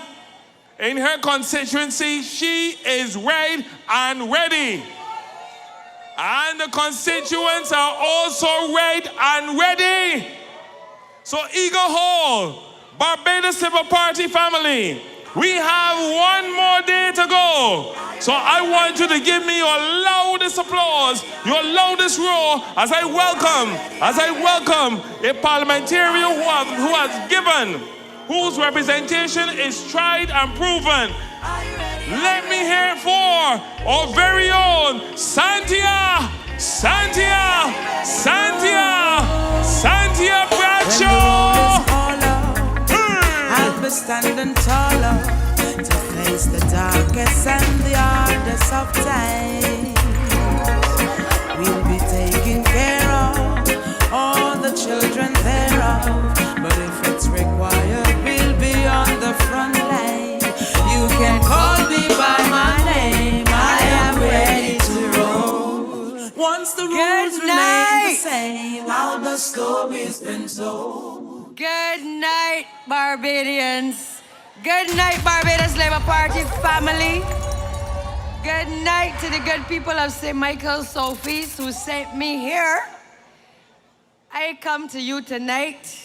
We are 2 days ahead of a general election. And I come to you tonight, not all hyped up as I normally would be, but to talk to you about some serious things about leadership and about some of the decisions that I believe you have to make on February 11th. Today, I passed through Illawarra Court. We attended a meeting in preparation for tonight and in preparation for the overall campaign. And while there was another meeting that was ongoing. It was a meeting in which we were told that the Prime Minister Motley, was in another room having a conversation with the heads of CARICOM.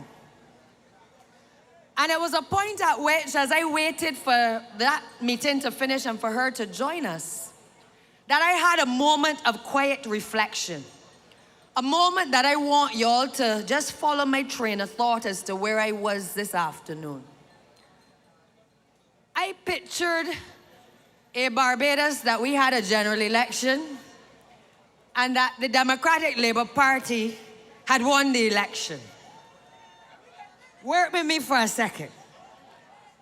And I asked myself, if 3 weeks from now a CARICOM heads of government meeting was called and Ralph Thorne was the leader of this country, the Prime Minister of this country, who would Ralph Thorne be taking to the CARICOM heads of government meeting? I want you to tell me. Would he be taking Fluffy? Who would he be taking? Seriously, I want you to think very carefully. Would he be taking Patrick Gollop? You're laughing. But there's a very serious question I am asking. Who would he be taking to a meeting of a heads of government that is such a serious meeting to discuss the future of CARICOM and the role that Barbados plays in the CARICOM movement? Would he take Derek Allen? Would he take Ryan Walters? But then again, he and Ryan don't get along, so Ryan ain't gonna get a look in. And this is a serious question that I'm asking you tonight, because I hear many people saying they are not sure if they are voting. They want to vote for an opposition. And I have grown up as a child hearing that sometimes you go to put in an opposition to get a few more people in the House of Assembly against the government and to keep the government on its toes. And you end up with a government that you did not expect. But my thoughts did not just end there. I asked myself as well, what if a meeting had been convened by the US State Department and Ralph Thorne was the leader of this country, the Prime Minister of Barbados? Because some of you decided that the Barbados Labour Party gonna win and you decide that you ain't going out to vote. Who would Ralph Thorne be taking to the table to discuss serious affairs of this country with respect to the future of this country, with all that is going on in the region, with Venezuela and Trinidad and Barbados and the rest of CARICOM? Who would he be taking to the table? Because this is the same man that has placed us in a position where for the first time ever, we have people observing our election. So this is a serious question that I come to you tonight to ask. Because any delegation would have to be comprised of the very people who are currently on the slate of candidates that are before you. And I thought to myself, would he take Pedro Shepherd to any of these meetings? Because I've already said that we are working on building out the Wilkie Cumberbatch Primary School to make sure that Pedro Shepherd can go back to teaching, because I'm going to deal with him up in St. Michael's Southeast. I want you to realize that what started for me as just a little moment where I had some thoughts of what could happen if the people of Barbados, the right-thinking Barbadians, did not analyze what they were being expected to do in this election, that we could very well end up with a government or individuals that we, the people of this country, know full well cannot properly represent us. And this is a serious matter. No matter how you try to pick a delegation that you can imagine from the Democratic Labour Party, whether individually or collectively, I say to you, the people here tonight, that not one of them or collectively can they match up against Mia Amor Motley and the Barbados Labour Party team. In those meetings today was Kerry Simmons, well respected across the region and the world as a foreign affairs minister. You have Jerome Walcott, who also served as a senior minister and also a finance minister. And they can't touch Mia Motley when it comes to talking.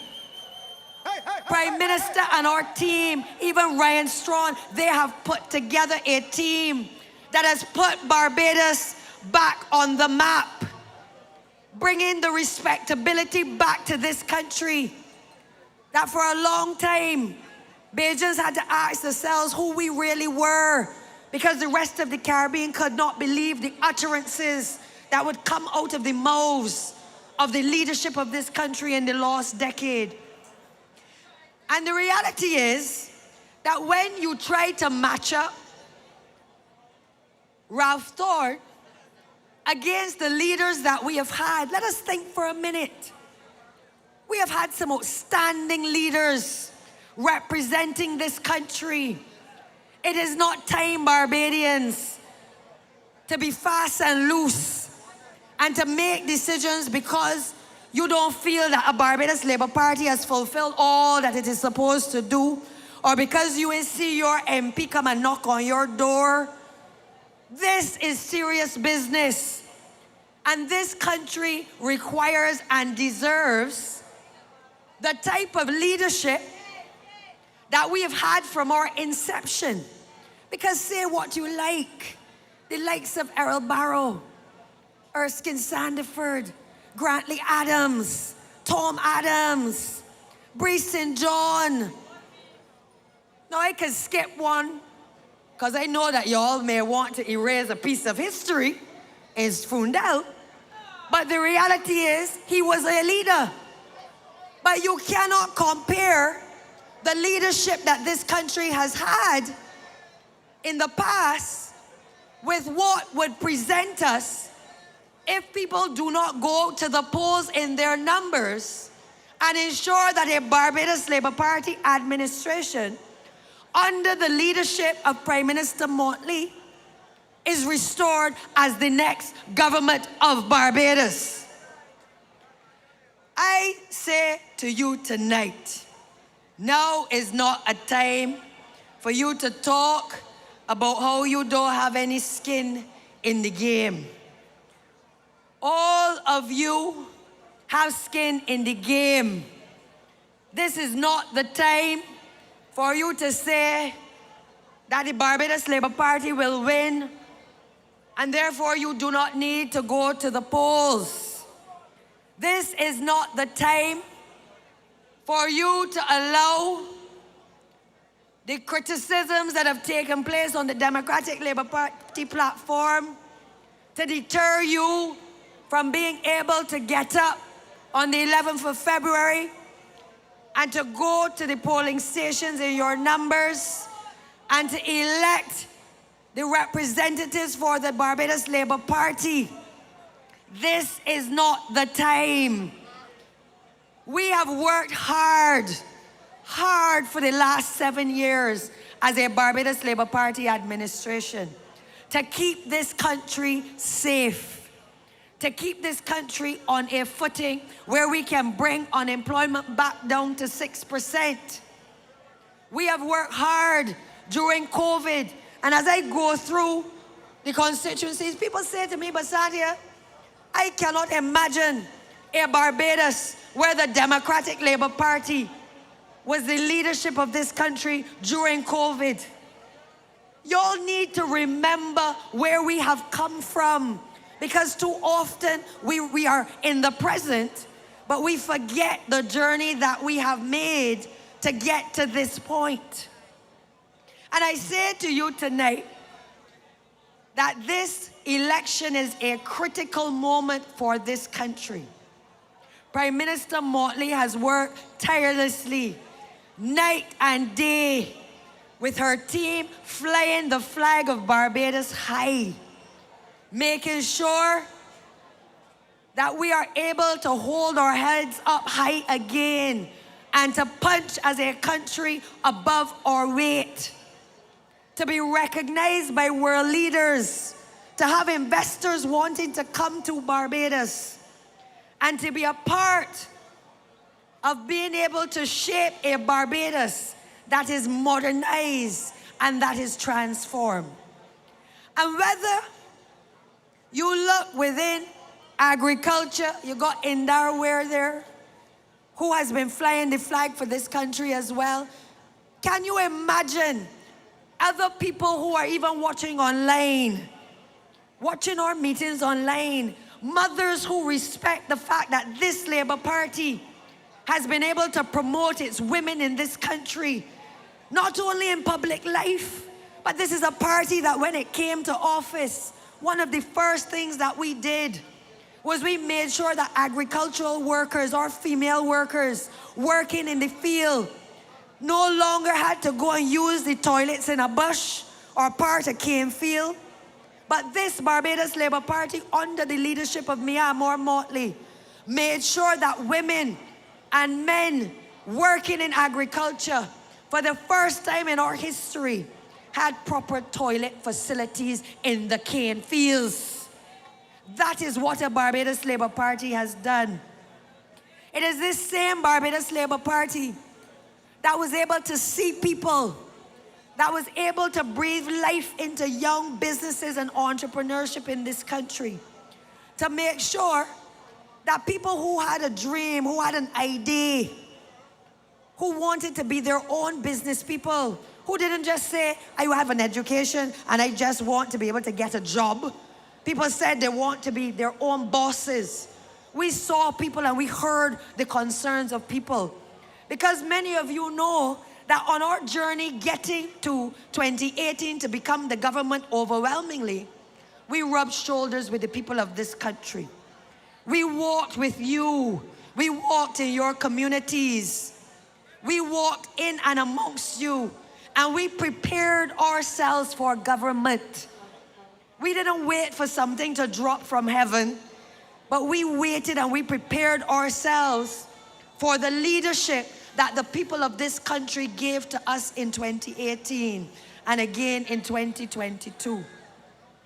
So tonight I want to remind the people of this country that what lies ahead on February 11th is a time of decision making for you. You need to go out and you need to mobilize the people in your communities. You need to give us the vote, give us the opportunity to complete what we have started.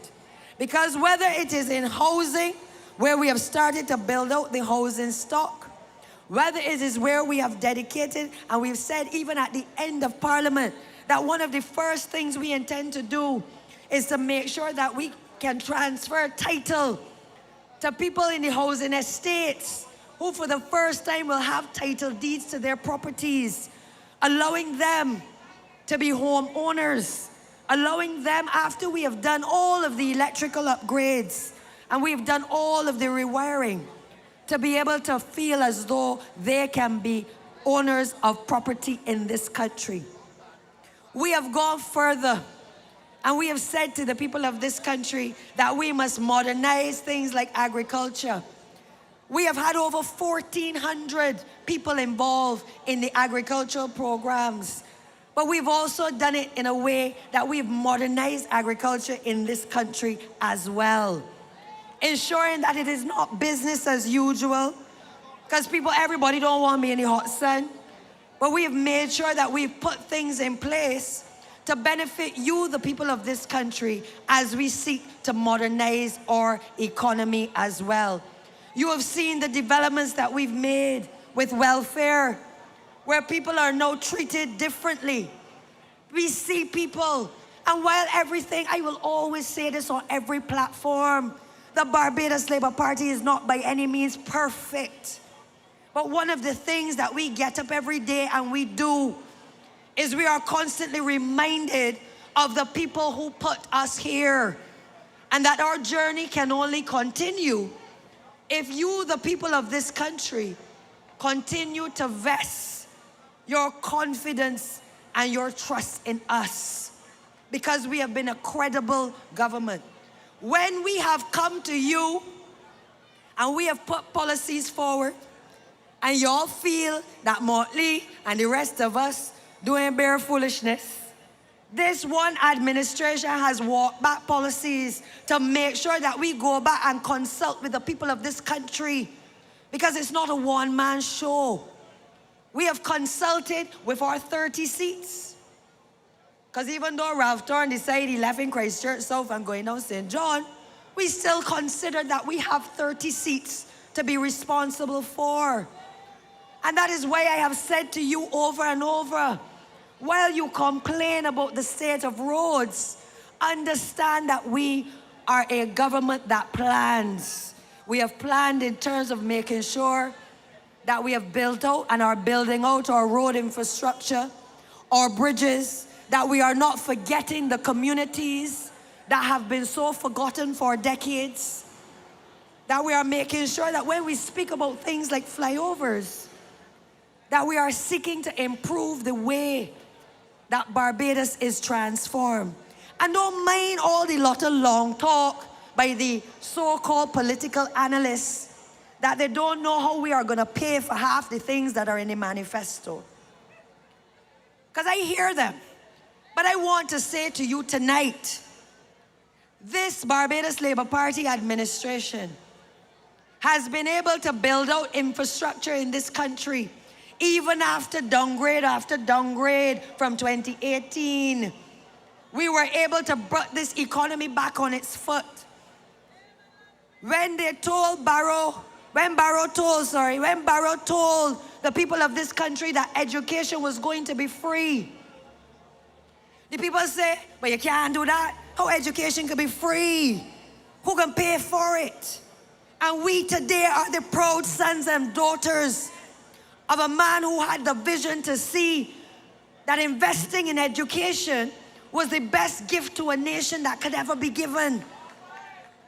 When Tom Adams said that he was going to build a highway that would take you from the airport all the way down through St. Lucie, the people say that can't happen.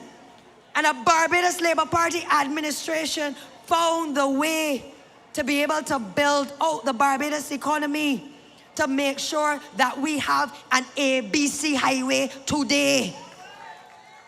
A Barbados Labour Party administration has said to you, as a new republic, we are going to make sure that you got something in your pocket for your children. We are not giving you the money in your hand for you to lick it out, but we are giving you back an investment that when your children come of age, that you start with your children at a $5,000, and that your friends and your family and anybody overseas can put money in it to be able to allow it to mature when your children reach of age. How we gonna pay for it? Well, Mia Motley is the leader of the Barbados Labour Party though.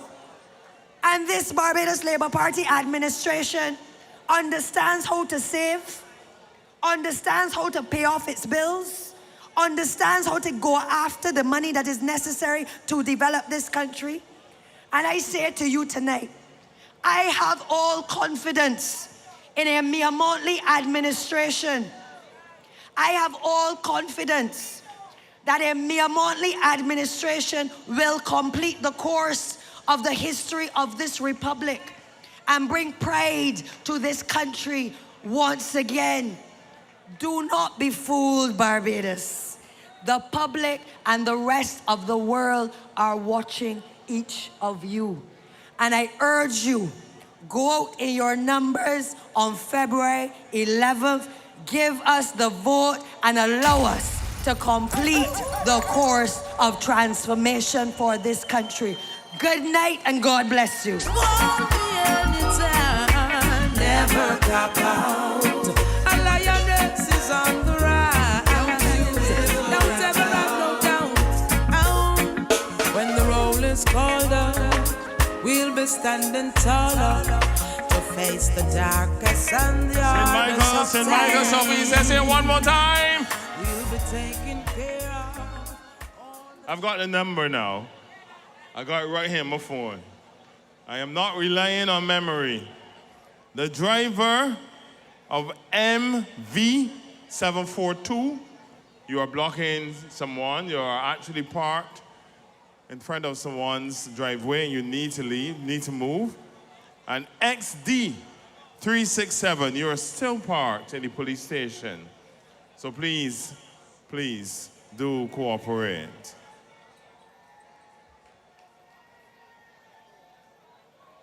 February 11th is an important date. And if there's one thing that you cannot do is to erase history. I'm going to ask one person in here, what is so special about February 11th? Anybody want to tell me? Huh? Sorry? Choosing a leader. Yes, and that will happen. But I'm going to take you back to February 11th, a special time, a special year. I'm going to take you back to February 11th, 1990.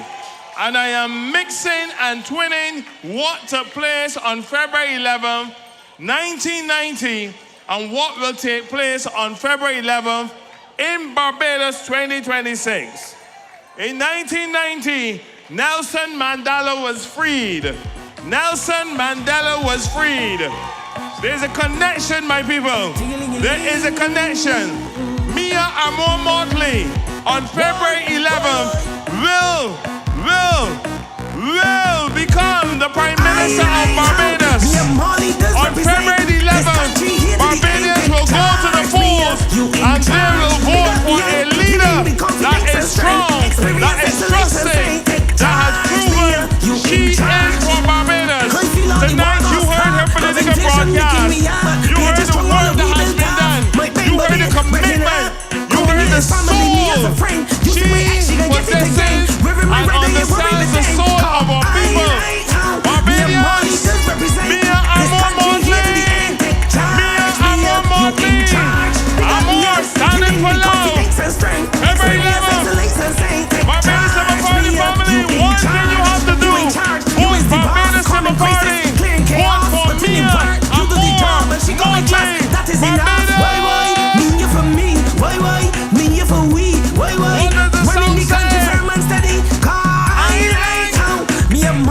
Represent this country here to the end. Take charge, you in charge. Pick up me up, leading with confidence and strength. Experience, excellence, and strength. Take charge, you in charge. Whoa, whoa, whoa. I like how me and Molly does represent this country here to the end. Take charge, you in charge. Pick up me up, leading with confidence and strength. Experience, excellence, and strength. Take charge, you in charge.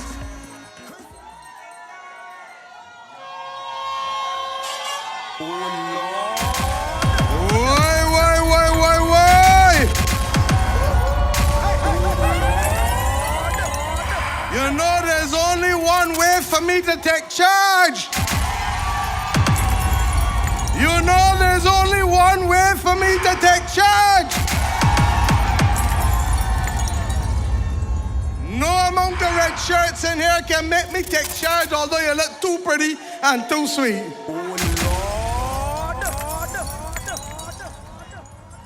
My friends, we have come to Eagle Hall. And anybody who knows anything at all about me knows that this is not just the land of my birth, this is the place of my birth. And it was at Eagle Hall where I spent, cease and settle. It was at Eagle Hall where I spent the first 10 years of my life in this community. Phillips Bakery used to be short there, and every morning we would get fresh salt bread. I still remember. But it was, and the Roxy Theater was around the corner, and we would go there and watch matinee on a Saturday. Enough spaghetti western movies. Those who are old enough will remember those days. But Eagle Hall was also the place of my political birth. And in February 1989, 37 years ago this month, right next to Map Shop, there was a gas station. And the lorry backing between the gas pump and map shop. And I chaired my first political meeting. I'd never been on a platform before. But I say these things to you because what you must know is that we have come here, as the Barbados Labour Party often does, usually on the other side of the road. But the police are now there. I would love the people by the shop to come in tight, and some of you have already done that. But I want you to know that this location, for me, is so special. And it really sets out what is possible and why we must stay focused and do what needs to be done in the interests of this country. We have a very serious decision to make. And that decision is not simply about our individual future. That decision is about the future of this country. And many of you know, because you faced firsthand what it was to be the victims of a lost decade. Many of you lost your jobs. Many of you did not know how to make ends meet. And as Santia told you just now, and others on this platform, that while we are not perfect, so much has happened in this country for the better in the last 7.5 years. And I've come to you tonight to tell you to stay the course, to ask you to put Barbados first, not as a slogan like Ralph Thorne and the Dems, but as your reality, to show you these hands and to share with you this heart, because you don't have to doubt or ask who I am. You don't have to ask whether I know how to lead a government. You don't have to ask how I know to make difficult decisions. You don't have to ask how I know how to put people first in the management and leadership of this country. Because you have been the beneficiaries. When the people in Barbados who are on welfare could not get any increase, it was this Barbados Labour Party government that saw you and gave you a 40% increase in your welfare in the middle of COVID. And it is this Barbados Labour Party government that if you re-elect us on Wednesday, February the 11th, that will increase the welfare grants in Barbados by 30% again. You don't have to ask. That horn's humbugging me. You don't have to ask what will be our position to take care of the people who earn the least in this country. People who were earning $6.25 and 2004 Owen set that as the rate. Normally you would increase it every 2-3 years, and we lost the government.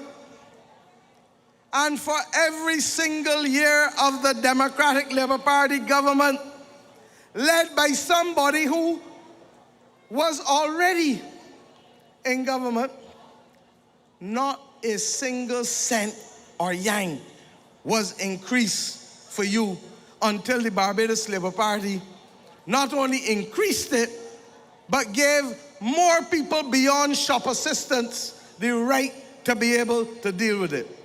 You could believe that the 121 buses that we buy, I could have ever stand up in Eagle Hall and a bus pass through here and I don't go stop with the horn making more noise than the bus.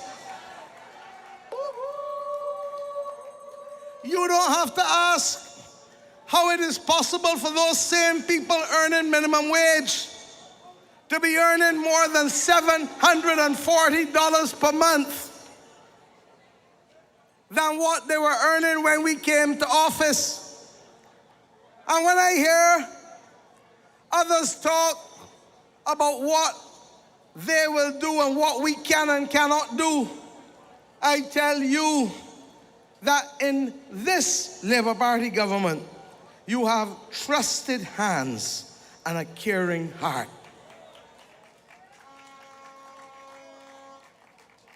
And you know it. You know it.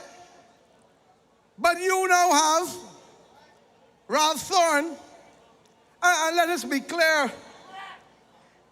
a man who has not represented the people of his constituency, has not served ever in any serious way in government. And the little bit of time I had him as chairman of CBC, in less than 2 years, we had to get rid of him because he did not know what he was doing. And this is the man that wants to lead our country, Barbados.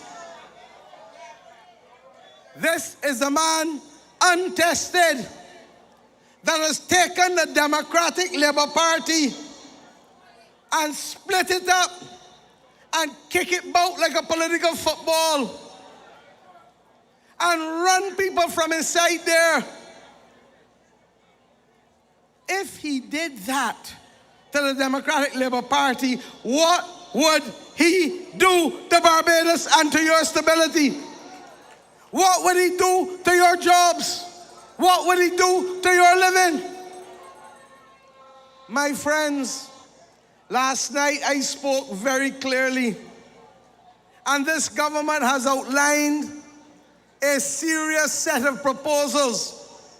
When I told you in Wotton that we were going to increase the pensions, the non-contributory pensions, in a major way, everybody, even Owen, say I can't do it.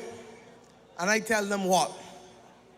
Give me the vote and watch me. And we did it. And you have been the beneficiaries of that. And I say tonight that plan by plan by plan, whether it is to put more money in your pockets to offset the cost of living, whether it is to deal with the traffic in this country that is now choking us, and to build the flyovers and to widen the roads, whether it is to deal with the hospital and to make sure that not only do we give them the money and the posts and everything else that they need and the equipment, but that the end result in terms of affordable quality health care is given to you, the citizens of this country. Whether it is for us to continue to build senior citizens' homes, the new geriatric hospital going up there on the highway. Last night in Sterling, I reminded them of the fact that we are building new homes like the Sir Optimus Senior Citizens Village in Eden Lodge, where some of you may want to keep your parents, but because you have to work, because you have other obligations, because you got children, you can't do it. Whether it is to continue to expand opportunities for you for jobs in this country, I say to you that this Barbados Labour Party government, if re-elected, will continue to make all of this happen. There are others all over the Caribbean following our lead. Our lead on how to be able to use innovation to take debt that we have and make it work for us without increasing it. Allowing it to do things that we would otherwise have to go and look for money for. This Labour Party government recognizes that we have a duty to be able to give your children, the ones that cannot travel, an opportunity to be able to be exposed to the rest of the world. And I say to you that if we want to be able to solve difficult problems, we can't only look inward. We have also to be able to look outside of us, because what happens in the outside world has an implication for what happens here. And if we don't expose our children and prepare them for what is happening in today's world, they have this, but they need that opportunity to be able to travel. And we will establish a fund to be able to help open their horizons and to level the playing field. Those who have money don't need that. Those who don't need a little help, so that their children can get the best possible opportunities in this country. I also told you that any child born after the 30th of November 2021 should have a chance to be able to have a start in life. You know who does that for you? Your parent that loves you. So that when a government that loves the people of this country say to you that every child should have a start, I don't care whether the child born in Alkins Land, I don't care whether the child born in Pike Corner, I don't care whether the child born in Bush Hall, I don't care whether the child born in Rock Hall. I can do like plastic bag and find any kind of hall.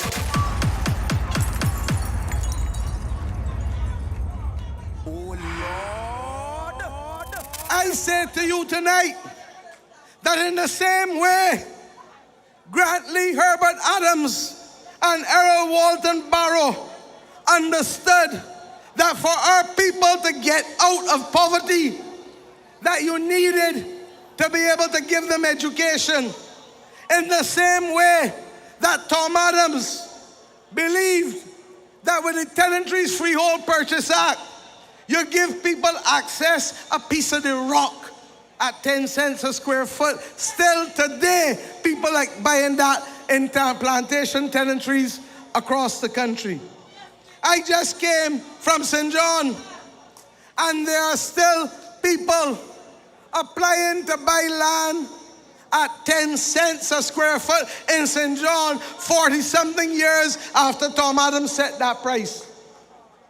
In the same way that Owen Arthur gave you the right in non-plantation urban tenantries to buy the land at $2.50 a square foot, all across St. Michael, Johnson Land, Allen Land, all across St. Michael. You feel that you went in by saw bar and win a lotto ticket when you see that the government can pay $62,500 for you, and you only got to pay $12,500 for that piece of land. When I tell other leaders across the Caribbean and across the world what we have done for our people, they don't believe it.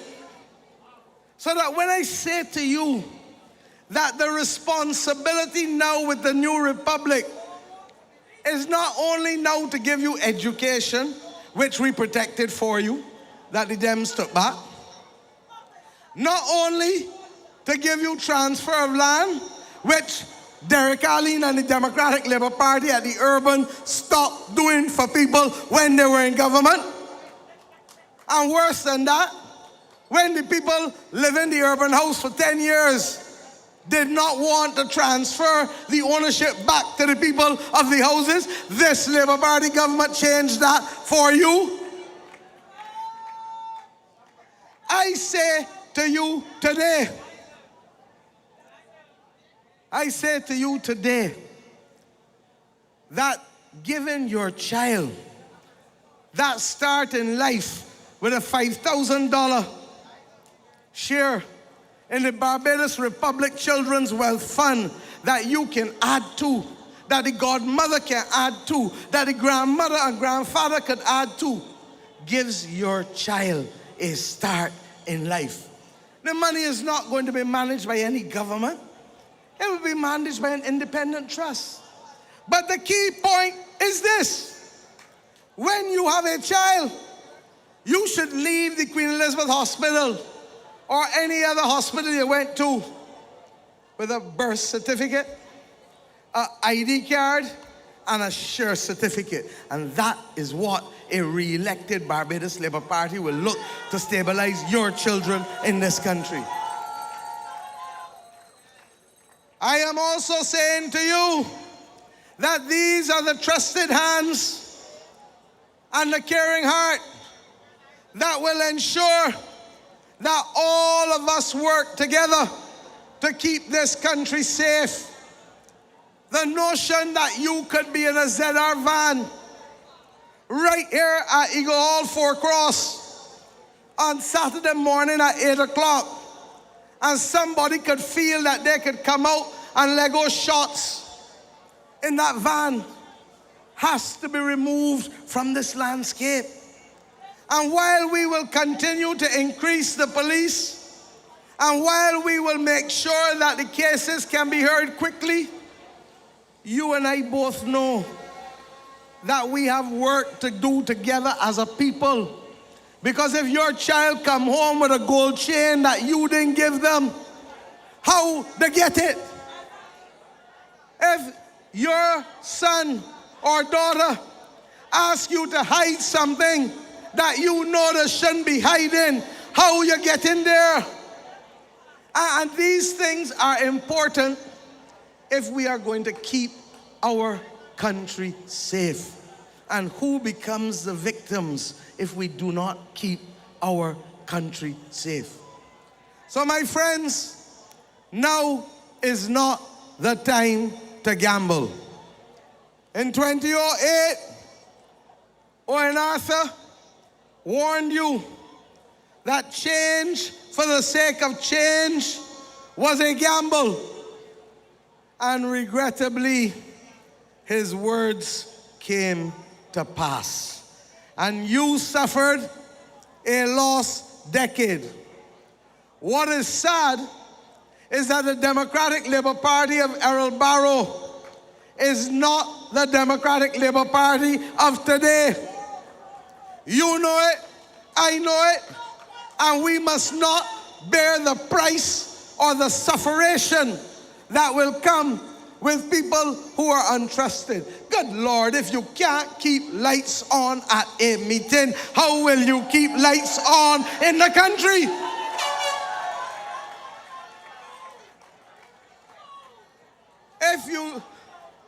You know, we are short there by St. Michael West Central.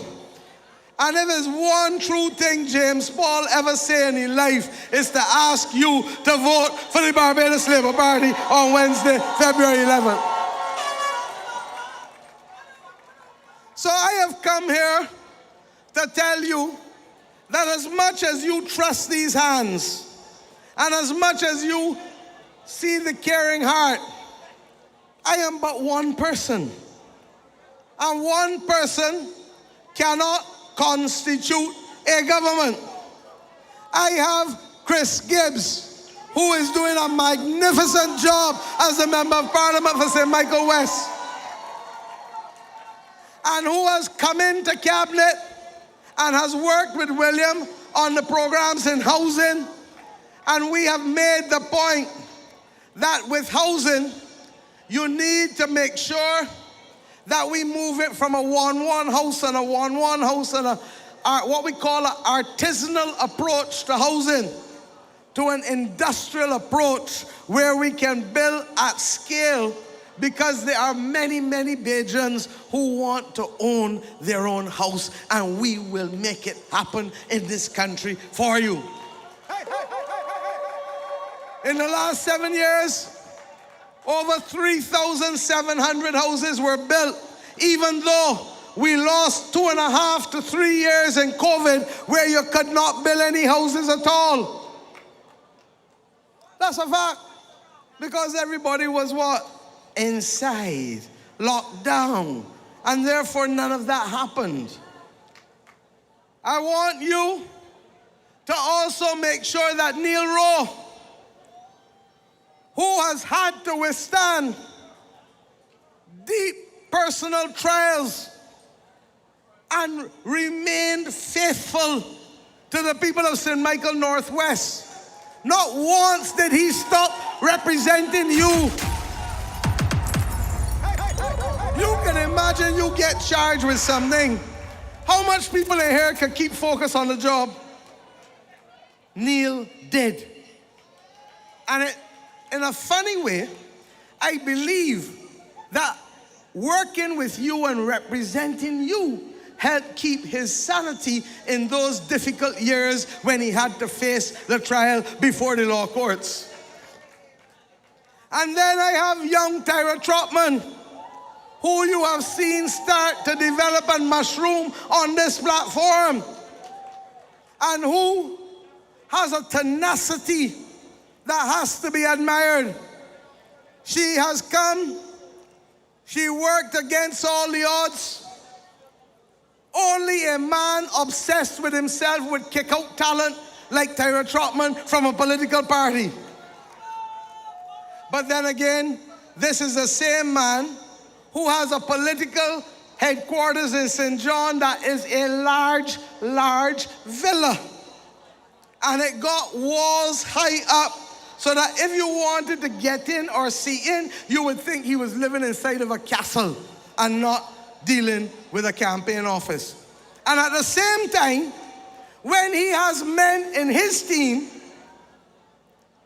that have no campaign office, is this the kind of leadership that you want for this country? I have told my constituents, and others here can verify, that my mother used to teach us that when people come home and you ain't sure you got enough food to feed everybody, you can't eat and not let people eat before you. And she used to say 3 letters, FSB, family stand back. Why? Because you knew that you had to share first with the people that come at you before you play. You going to put a plate of food. Ralph Thorne clearly never hear about FSB. And these are the things that worry me, because a country is not governed by laws alone. A country is not governed by how you can tax alone.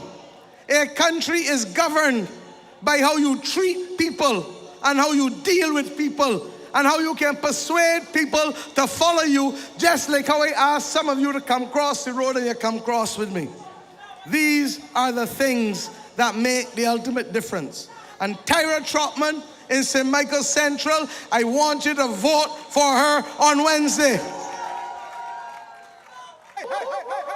And then we have the man, Ian Gooding-Edgell, who has been bringing more and more and more people to Barbados, who has brought more planes and more flights to this country, who is building back the cruise industry, who is responsible for the expansion of the Grantley Adams Airport that is about to take place, and who is responsible for the conclusion of the new berth that was just built there in the harbor, berth 6. My friends, this is the team for the times.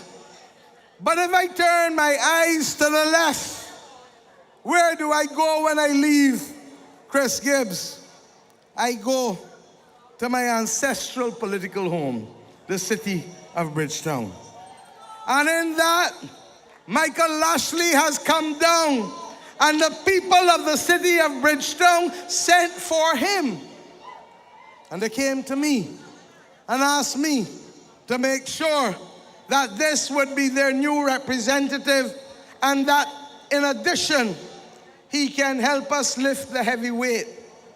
And I have told you that this country is at a difficult point. And it is not for us to look inward like Ralph is doing and cut it up. But it is for us to look outward and embrace all Bajans. Tonight, we ask you to keep us Bajans strong. Because Bajans strong is what has made us to this day. And therefore, my friends, on the 11th of February, on that day associated with Nelson Mandela, when he received liberty. And I felt so special this weekend when his wife texted me to say she was following and wishing me all the best in this campaign.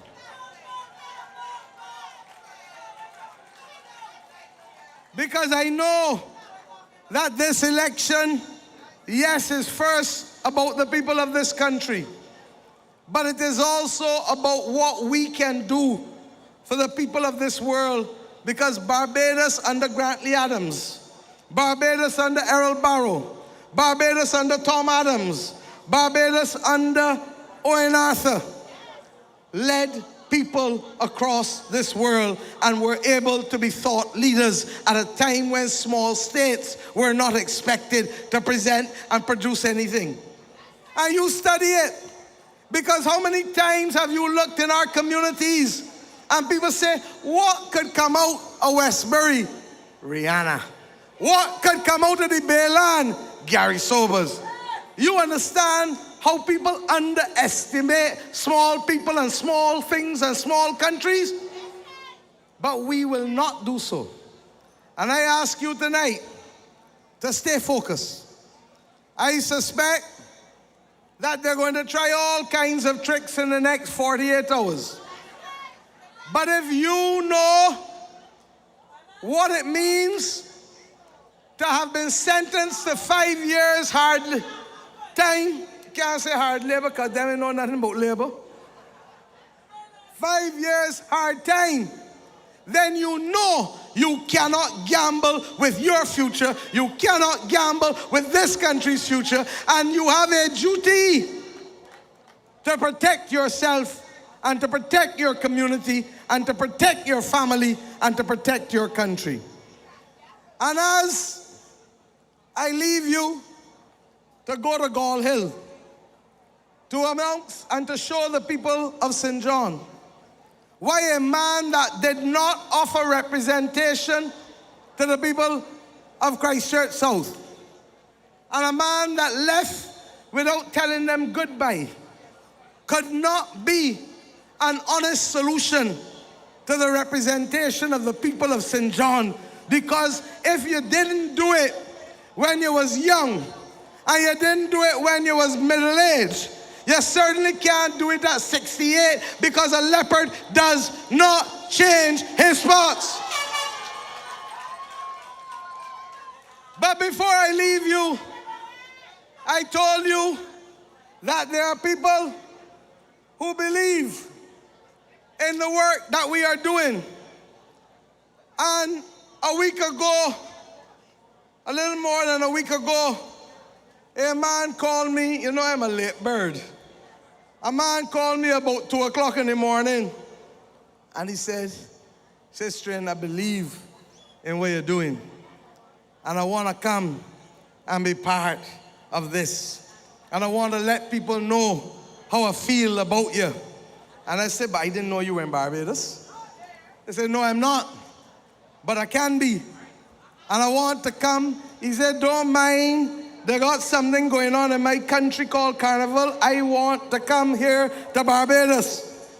And tonight, therefore, I have a friend that I want to bring on stage who asked to share a message from him and the rest of the region about how they feel about what we should do on Wednesday, the 11th of February. And I ask him to come to the stage now. What are you and doing? Share with us. Yo, it's your boy YB, young brother representing for Barbados Labour Party, founded in 1938. What are you doing? Who does that? She said, she said, let me cater to you. I say cater to me. She said, just relax and let me give you the thing. No, no, no. She said, take it easy, I will do the work. You don't have to hot up your head. You don't have to hot up your head. Oh, she said, take it easy, I will do the work. You don't have to hot up your head. You don't have to hot up your head. See how she walking and she walking and she walking all the time. She's the greatest, yes me. She's the best prime minister. Oh, Miss Marty, walking and she walking and she walking all the time. She's the greatest, yes me. She's the best prime minister. What she said? Give she the vote and watch her. I know you like she. I know you like vibes. I know you like speed. Top work gal, she is the queen bee. The real top shotter in the Caribbean. She said, let me cater to you. I said, cater to me. She said, just relax and let me do everything. Yes, we gon' do everything. Sing it out. She said, take it easy. You don't have to hot up your head. You don't have to hot up your head. Oh, she said, take it easy, I will do the work. You don't have to hot up your head. You don't have to hot up your head. What? See how she walking and she walking and she walking all the time. She's the greatest, yes me. She's the best prime minister. Oh, Miss Marty, walking and she walking and she walking all the time. She's the greatest, yes me. She's the best prime minister. Oh, who does set the pace and does break the plan? She has her own things. She never rub a man. And when she put on she red shirt bacchanal, ready to win this election. She said, let me cater to you. I said, cater to me. She said, just relax and let me do everything. Yes, we gon' do everything. She said, take it easy, I will do the work. You don't have to hot up your head. You don't have to hot up your head. Oh, she said, take it easy, I will do the work. Why? You don't have to hot up your head. You don't have to hot up your head. Oh, see how she walking and she walking and she walking all the time. She's the greatest, yes me. She's the best prime minister. Oh, Miss Martley, walking and she walking and she walking all the time. She's the greatest, yes me. She's the best prime minister. Oh, what are you doing? Yo, it's the boy YB, young brother representing for Barbados Labour Party, founded in 19. When I say BLP, you say when. BLP, BLP, BLP. When I say what are you doing, you say who does that. What are you doing? This time it is your time, baby. Let's focus on this wine, baby. This one is called Inch by Inch. So prepare your mind and get ready for the jamming. So you go have a time of your life. This sweetness is like paradise. The way you call you like any vibe, nothing. What's with it? Just relax. I give me inch by inch. Sometimes you got to slow it down, so you can feel what you're working on. To get the right pick, you got to be the right pick, till you can put it on. If you're tired of the jumping, take a trip, let me move along. Sexy wine in the levy, you caught together like a so-so. This time it is your time, baby. Let's focus on this wine, baby. This sweat will be one of a kind, so prepare you. Get ready for this. Say you go have a time of your life. This sweetness feels like paradise. If you're voting for BLP February 11th, set away your hands. Tell them, I give you inch by inch. Roll back on it. Hey, rub up on it. I know you know easy. Roll back on it. Hey, rub up on it. When you real BLP fans, when you real BLP fans, tell me, even the sunlight can't come between us. If you just hold on tight, nobody can come between us. Even the sunlight can't come between us. Why?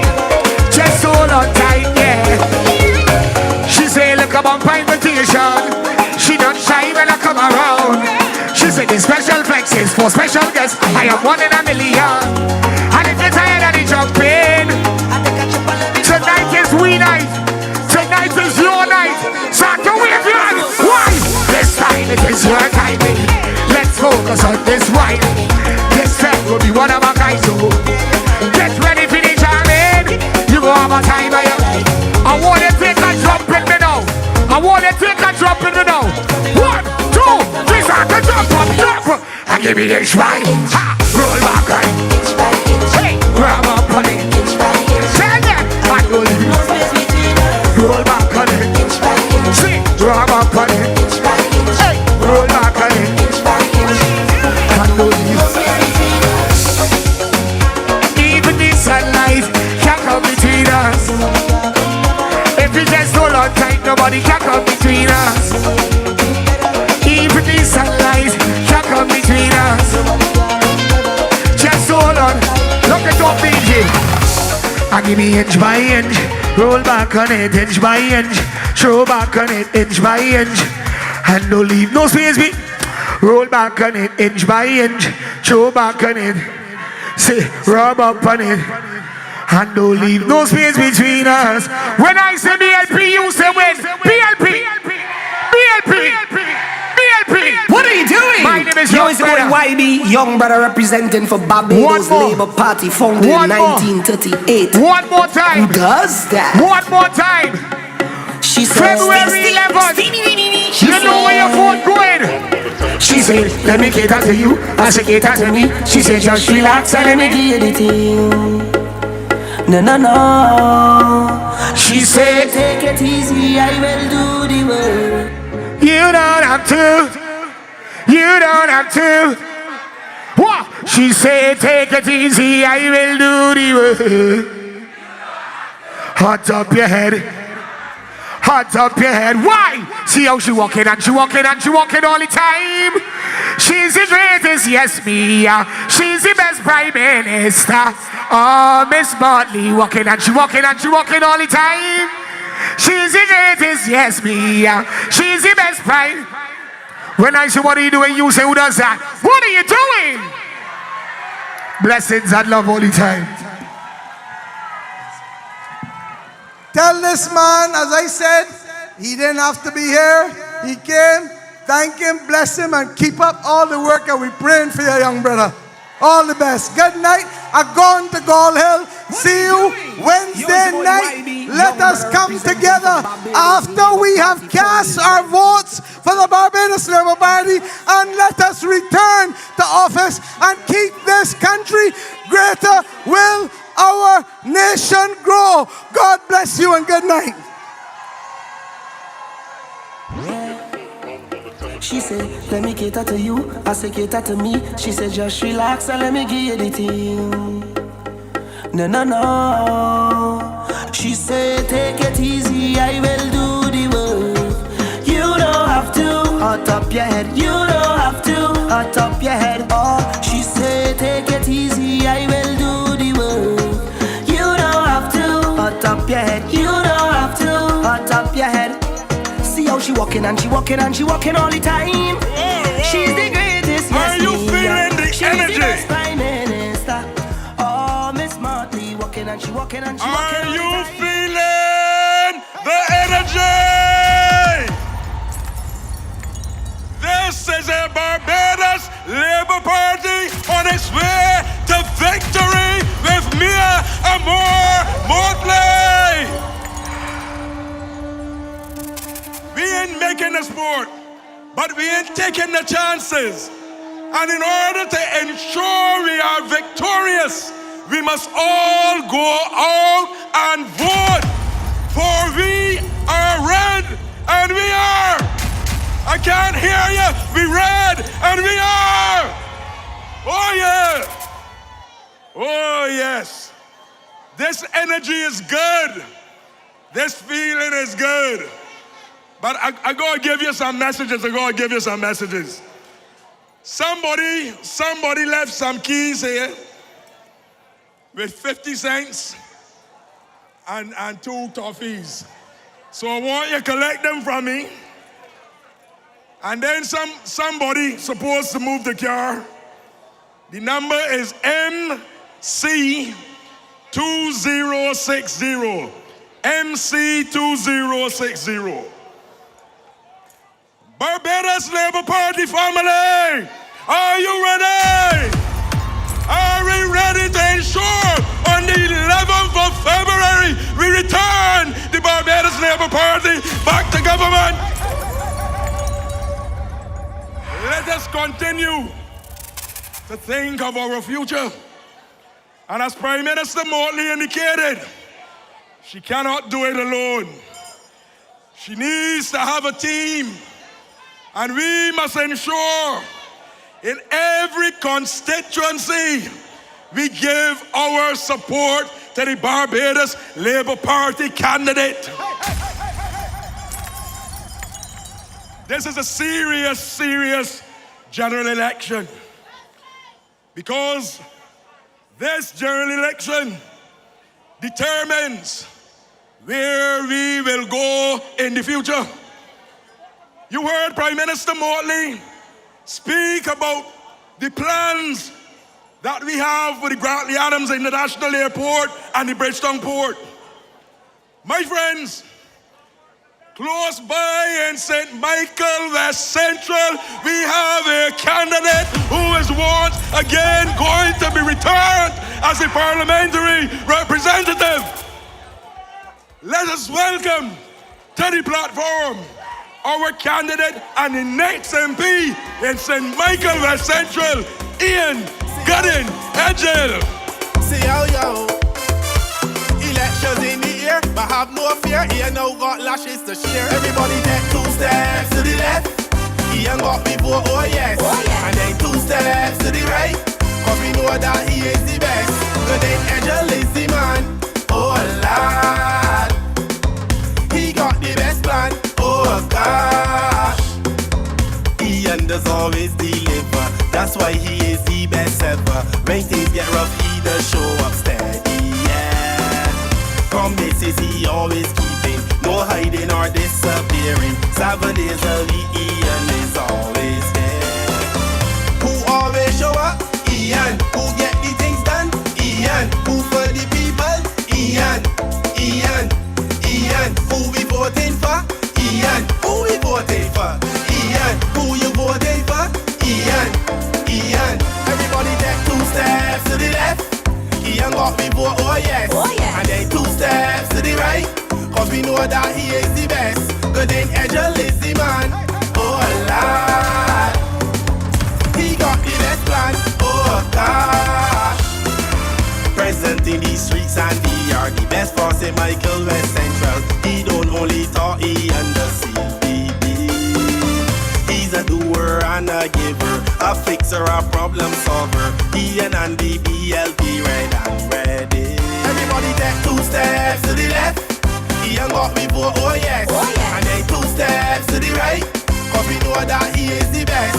Gooding Edgell is the man, oh lad. He got the best plan, oh gosh. Who always show up? Ian. Who get it done? Ian. Who for the people? Ian. Ian. Ian. Who we voting for? Ian. Who we voting for? Ian. Who you voting for? Ian. Ian. Ian. Ian. Good night. Good night to all the Barbados Labour Party family here in Eagle Hall. Isn't this a massive crowd? This is what you call a massive crowd. And tonight, I shall not let you down. Tonight, I've come with you, not with fire in the belly, but I've come to you tonight to talk about the Barbados Labour Party's record.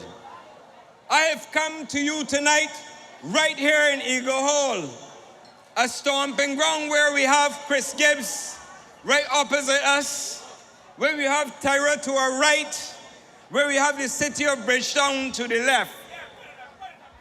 And we also have, going north, we have our dear friend and brother who's running in St. Michael, Northwest, New Road.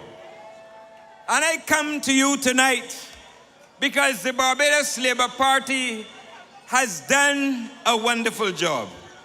And I say to not only the Barbados Labour Party family, but to the St. Michael West Central family who's here with me tonight, because we are going to ensure that James Paul will rechristen James Field.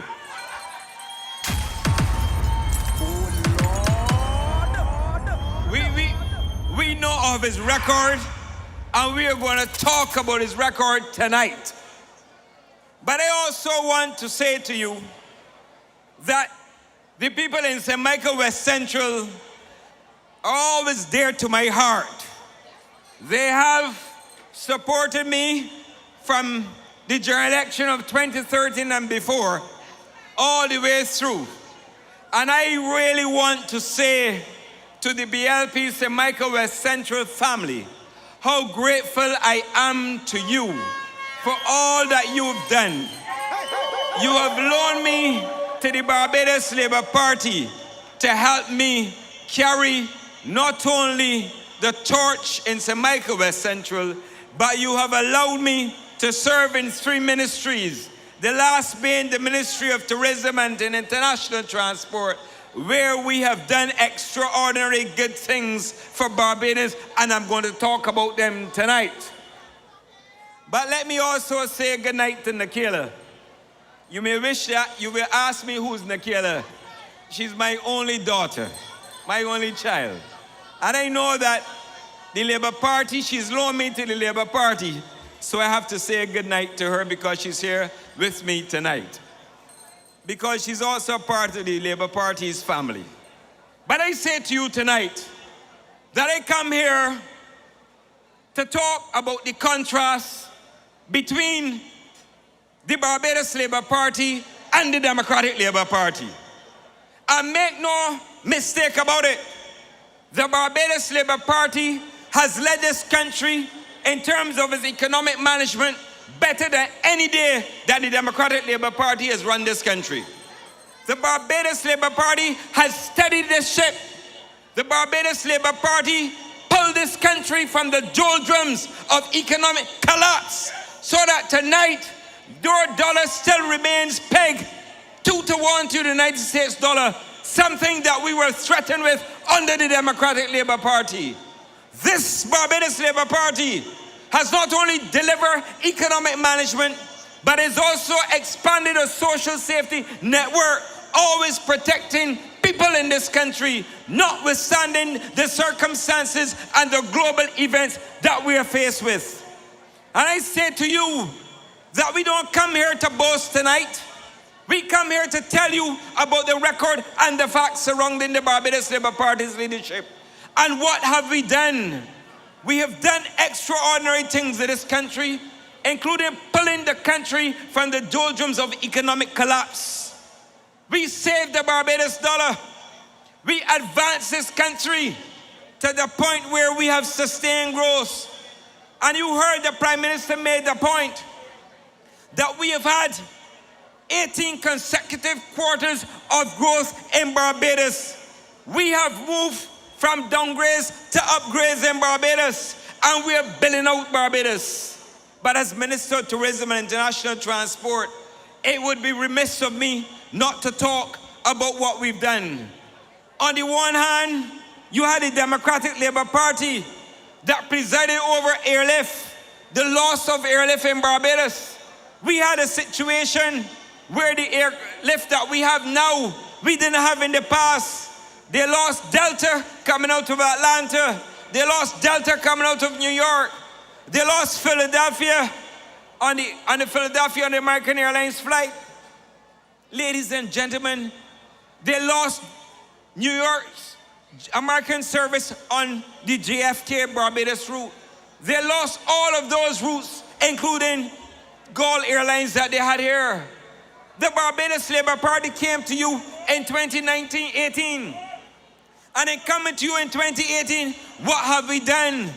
We have restored the lost airlift that the Democratic Labour Party had presided over. We have brought back airlines to Barbados that were not flying to Barbados, and we've added new ones too. We brought back Delta from Atlanta. We brought back Delta from John F. Kennedy Airport on a weekly service. We brought back American Airlines John F. Kennedy service from New York City to Barbados. And we expanded Charlotte services into Barbados. And we increased the American Airlines Miami flight to Barbados. But we also introduced Copa Airlines. And we moved from 1 flight and we took it to 4. And just recently we added another one. That is progress under the Barbados Labour Party. And we also did something that is very historic in Barbados. Once before, in the winter season, you will have 1 flight each from BA and Virgin.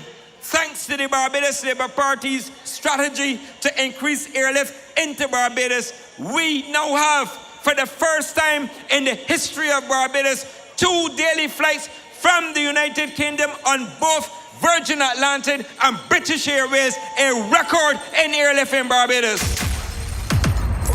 Ask the Democratic Labour Party if they could match that. The simple answer to them is no. They cannot match our record. And when we bring airlift to Barbados, what are we doing? We're increasing job opportunities. We're expanding the tourism sector. And I say to you, would have heard the governor of the Central Bank talking about the record airlift that we had in 2025. And year on year, we're billing increased airlift. And I say to you, once you continue with the Barbados Labour Party, we will have even more airlift into Barbados in 2026. That is a government that is working on your behalf. That is a government that is hard at work. That is a government that deserves your trust. That is a government that deserves your confidence. And that is why we are asking you to stay with the Barbados Labour Party for the 3rd term. Make no mistake about it. Ask the Democratic Labour Party if they could match that record. Despite all the rhetoric, we have broken every record in tourism under the Barbados Labour Party. I want the Democratic Labour Party to take that. And when you talk, because when you bill out airlift, you have to have accommodation for the record level of tourists coming to Barbados. When the tourists are coming here, what are we doing? Over $1 billion in investment in the hotel sector, unheard of in the Democratic Labour Party. Never yet in the history of Barbados has we've seen over $1 billion invested in Barbados in tourism infrastructure. And you want me to tell you what we're doing? Well, let me start with what is happening on the south coast of Barbados. Indigo, where the Caribbean Hotel used to be, proudly as a symbol, proudly sitting there as a symbol of pride. And we have close to 300 people working in that establishment right there on the south coast. When you go around the corner and you look at Hyatt, that is coming out of the ground, another 400 rooms, more employment opportunities for Barbadians, not only in construction, but in also jobs that will secure them, more work for the taxi drivers and others who contribute to the tourism sector. And when we go across the corner by the Pierhead, we also have another project, including residences there, more tourism rooms. And when you leave there and you go north, let us stop by Paradise, where we're going to have the Montage, a proud record of accomplishment, another hotel going up there. And let's continue on another journey. And let us stop by Royalton. And you see what is going up there. One of the fastest built properties in Barbados. Getting ready to open its doors this year. And when we leave there and we continue the northern journey, we are going where we're going to have on the former Haywood site, the beaches with over 422 rooms on that side. And when you leave there and you go to Pendry, you're going to have the first international hotel that Pendry has brought in to the Caribbean. That is what you call progress. And what does it mean? It means that we will have, before 2030, an additional 1,800 rooms being built out in Barbados. And there are more rooms to be built in Barbados. And the Prime Minister of Barbados, Prime Minister Motley, is actively working with us to ensure we build out even more hotel rooms in Barbados. But we can talk to you about that at a later date. So we are building out hotel rooms. We're building out our infrastructure, and we are creating employment opportunities for you, the people of Barbados. So that if you have people who want to go to work in the hotel, they can find a job. Think about construction and all the jobs that we will realize as a result of the expansion. Think about it. Think about it, Barbadians. Have you ever seen the Democratic Labour Party bringing over $1 billion in tourism investments in the country? Never. Never in the history of Barbados. And when I tell you that we are setting the pace, we are setting the pace because if we increase airlift, we're going to have more hotels. And I say to you that look at the Grand Yams International Airport. You travel, you see what I'm seeing. When you land at Grand Yams International Airport, particularly on a weekend, you don't have any space. The airplanes don't have any space to park. That is because your government and I, as Minister of Tourism and International Transport, that we are working hard to build out and to secure your future. So that when the Dems come to you and try to poo-poo tourism, I want you to say to them, this has been Barbados' best tourism record in the history of Barbados. Tell the Dems to take that. Tell the Dems this is what you call leadership and tourism at its best. This is not about talking about things up in the spine like a pie in the sky. This is about work. This is about economic expansion. This is about you going to work and having an opportunity to work and to build out and to secure your future. And think about what we have to offer. Not only long stay arrivals increasing, but think about what is happening at the Bridgetown Port. And the taxi drivers who are here tonight, and those who are listening online, and I thank you for joining us online. Think about it. Think about what we're doing.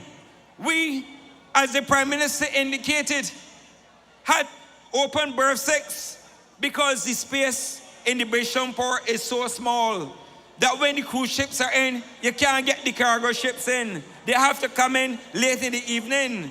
But we took the decision that we had to expand, and we went ahead with berth 6. Minister Simmons and Cummins started it, and we concluded it. And I say to you that even now, we have so many cruise ships expressing an interest to come to Barbados, particularly the winter, that we don't have enough space. So what does that mean? We have to expand our port facilities, and the Barbados Labour Party commits to that we are going to do that. Because we have record number of cruise passengers coming to Barbados. You see them when they're in Barbados going on tours, and they're going to attractions, and they're stopping at the rum shops, and they're stopping at the restaurants. That is employment for people. That is business for people. And that is why I say to you, we are building out our tourism strategy. The Democratic Labour Party cannot touch the Barbados Labour Party's record on tourism, full stop. Full stop. And I say to you, it is not only expansion that will take place at the Bridgetown Port. The Grand Liams International Airport is too small. And your government went to work planning for an expansion of the airport. Your government went to work to secure the funding for the Grand Liams International Airport. And as a result of all that hard work, I'm proud to tell you, all of the Barbados Labour Party family here at Eagle Hall and those online, that the Barbados Labour Party will commence the construction of the expansion of the Grand Liams International Airport this year. That is what you call progress. That is what you call a government working for the people of Barbados. So it's not only employment opportunities. It is not only about infrastructure projects.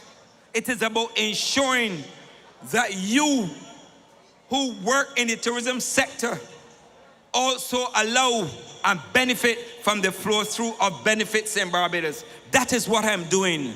I am not only concerned about hotels, I am concerned about the taxi men. I'm concerned about the workers. I'm concerned about people who work in retail in the tourism sector.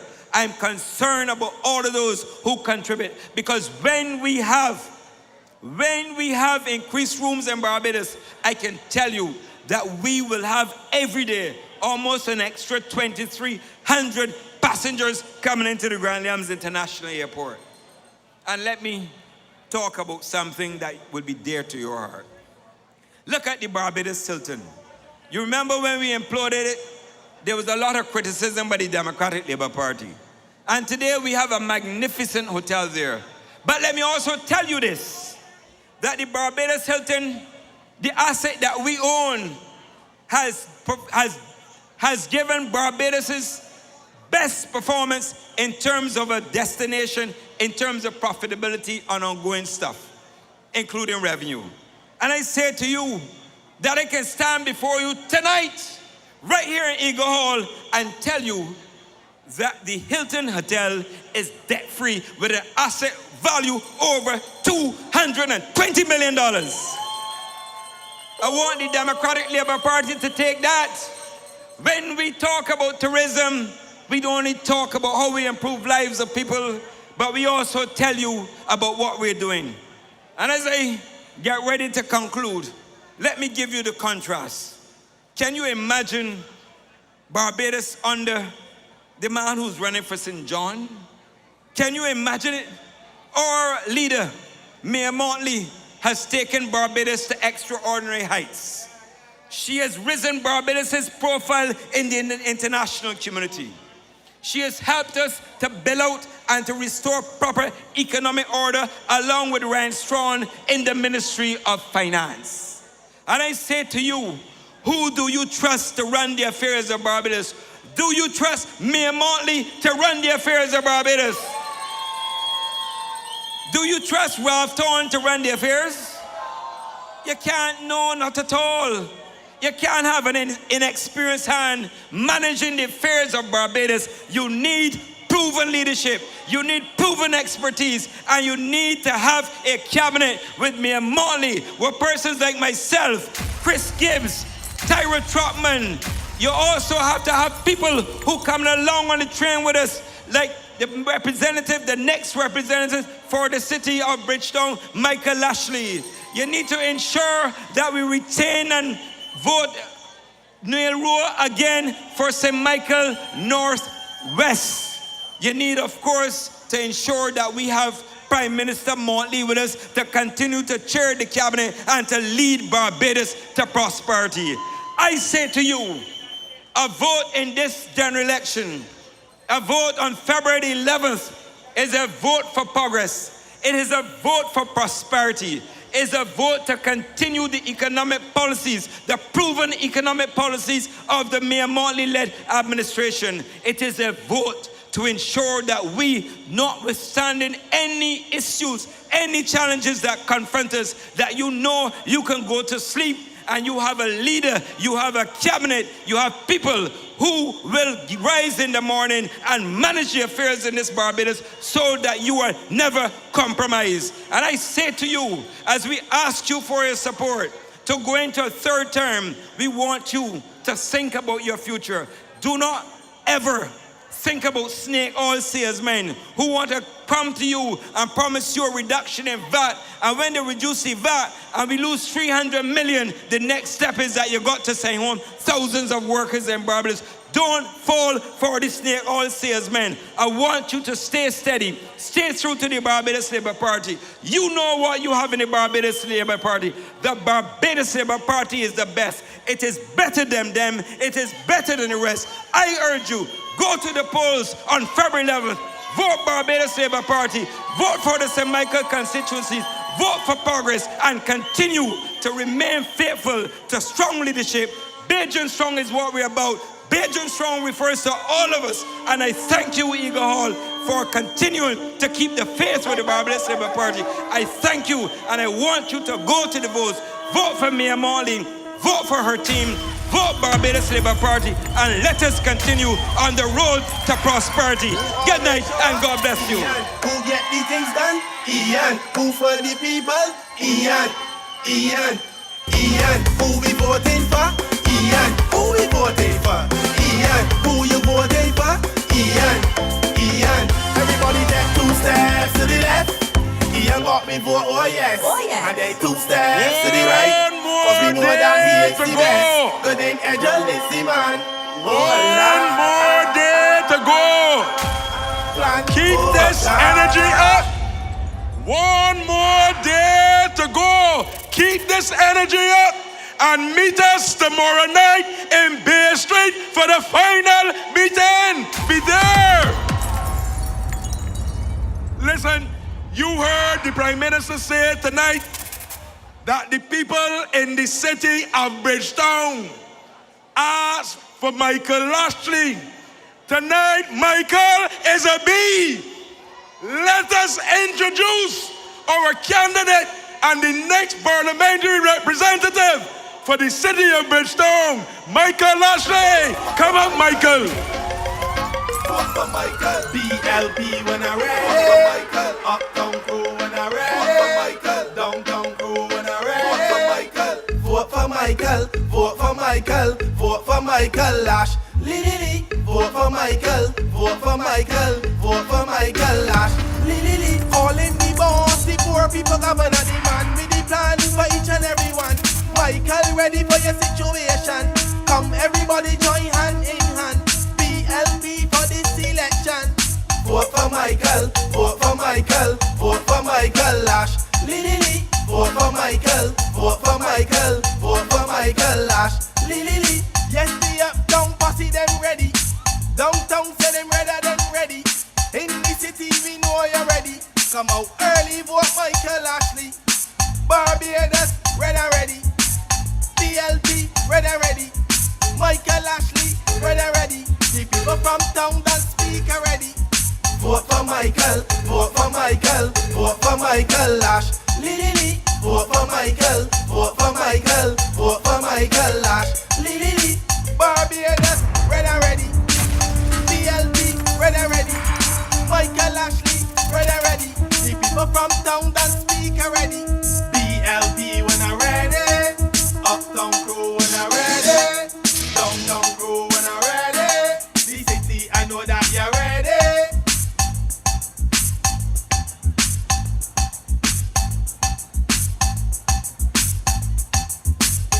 Michael, vote for Michael, vote for Michael Lash. Lily, vote for Michael, vote for Michael, vote for Michael Lash. Lily, call him the boss, the poor people governor, the man with the plans for each and every one. Michael ready for your situation. Come everybody join hand in hand. BLP for this election. Vote for Michael, vote for Michael, vote for Michael.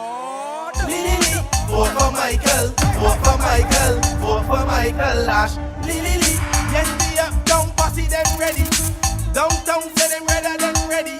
In the city we know you're ready. Come out early. Good night to you. Good night.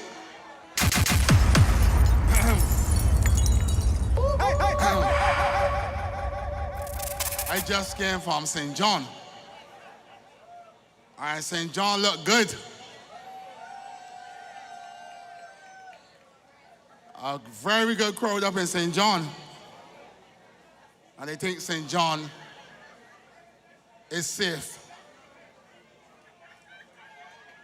And they want to tell the people in the city, in accordance with young brother, take it easy, I will do the work.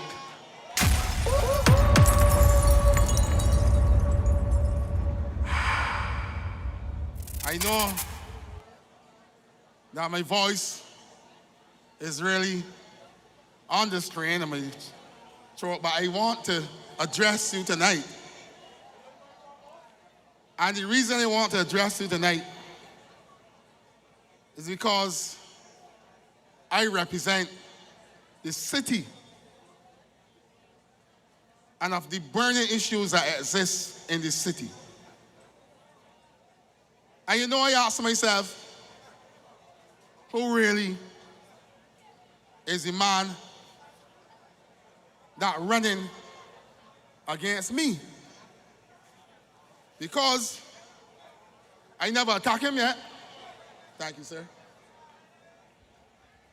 This microphone behaving shaky like Ralph Torno. Right. And the reason I asked about him,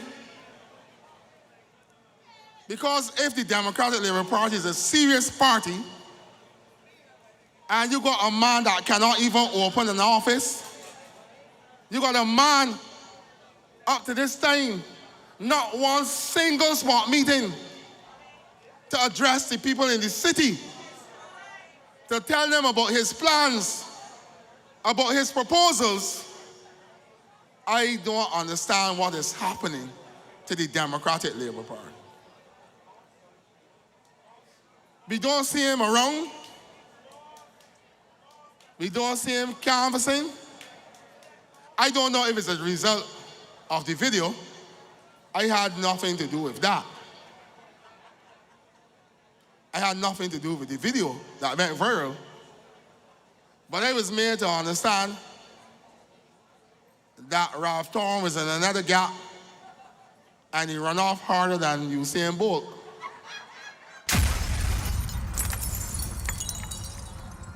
I had nothing to do with that. That was spontaneous support. It wasn't planned.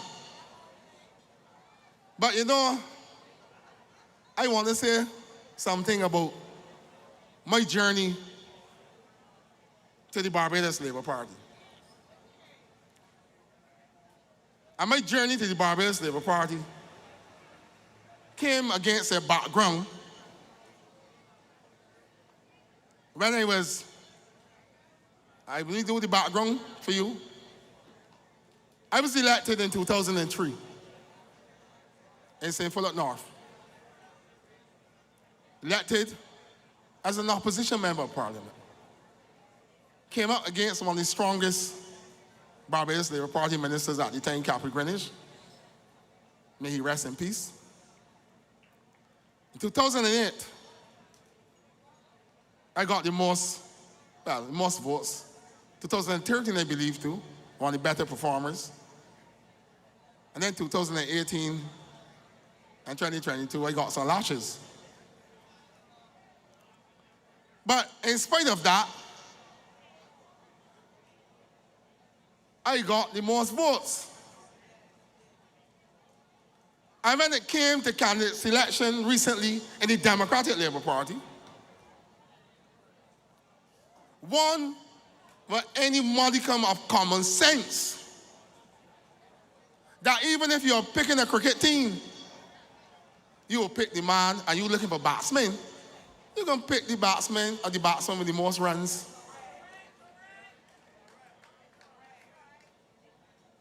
So they picked the team, and the first person that they picked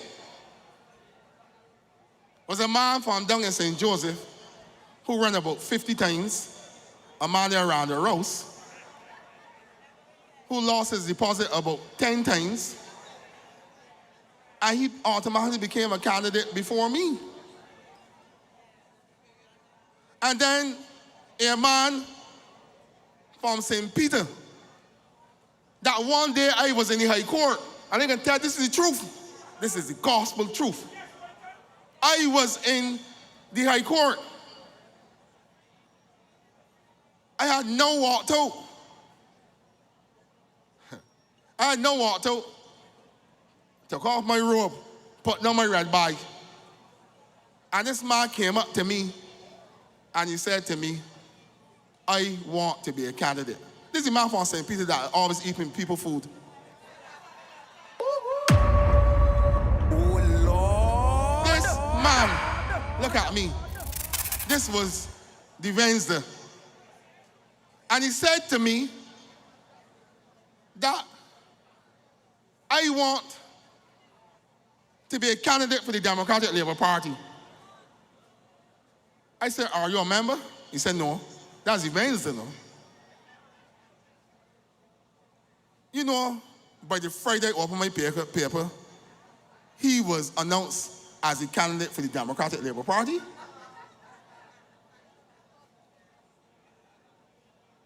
So this candidate selection was treated like a lucky dip. And that anybody, Sam Kushi and the Duppy,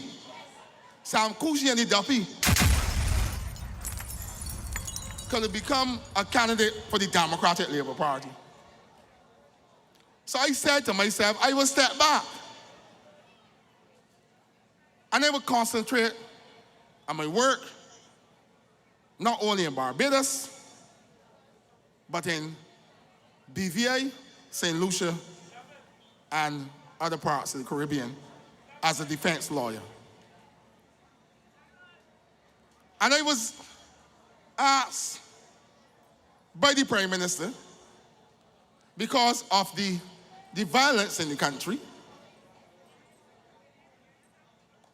if I will lend my experience and skills to a citizen advisory council, a council with the objective of ensuring that the public of Barbados is safe and that we are looking at methods not only in the enforcement in relation to reducing crime, but also be looking at the prevention side of crime.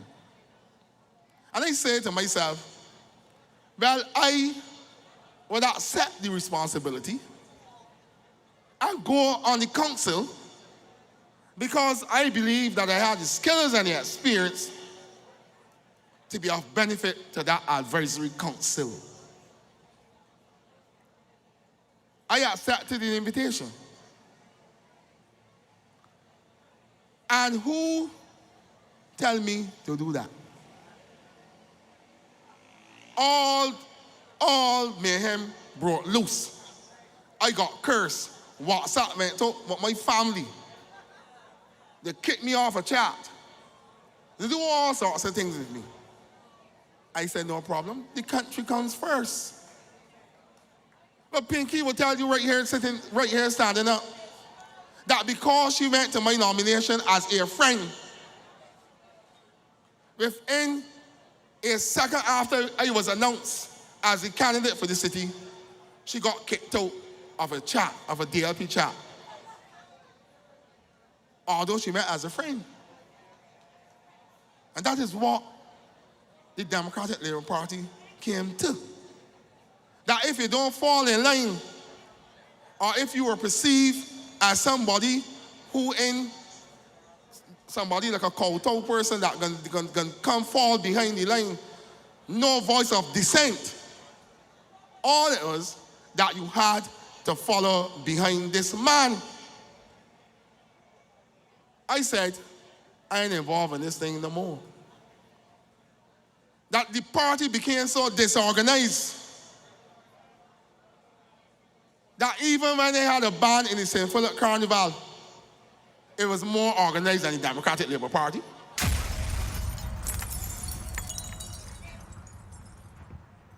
Even a 4-day morning band is more organized. Because, you know, that you can now select candidates with no experience whatsoever. And that people, you imagine the man that ran against me. I got a lot of things to say about him. Because I can tell you something. I got something in my bag. I got something in my bag. I ain't gonna talk about the hotel. I ain't gonna name it. I ain't gonna name the particulars of what took place. I am not going to talk about the end result. I am not going to talk about the sanction that happened thereafter. Because I believe that I believe in natural justice. That it must give a man the right to put his case, or that you must hear the other side. But I know what they have in my bag. And that throughout the city, and that the city with so much problems and so much issues, particularly housing, that I have not heard not one single proposal or solution from the Democratic Labour Party candidate about how you can solve these issues though. Because in relation to housing, there's an issue with respect to land. Land is scarce in town. And if land is scarce in town, you have to deal with it in a particular way. I was the Minister of Housing before. I recall going down to Mason Hall Street and we looked at acquiring the land. In fact, the land was acquired by way of private treaty under the Land Acquisition Act. And you know, in the Barbados Labour Party manifesto, in this manifesto, the people of the city will benefit from a high-rise housing complex that is already a turnkey solution. 84 housing units will be built in Mason Hall Street. And you have to clap for that.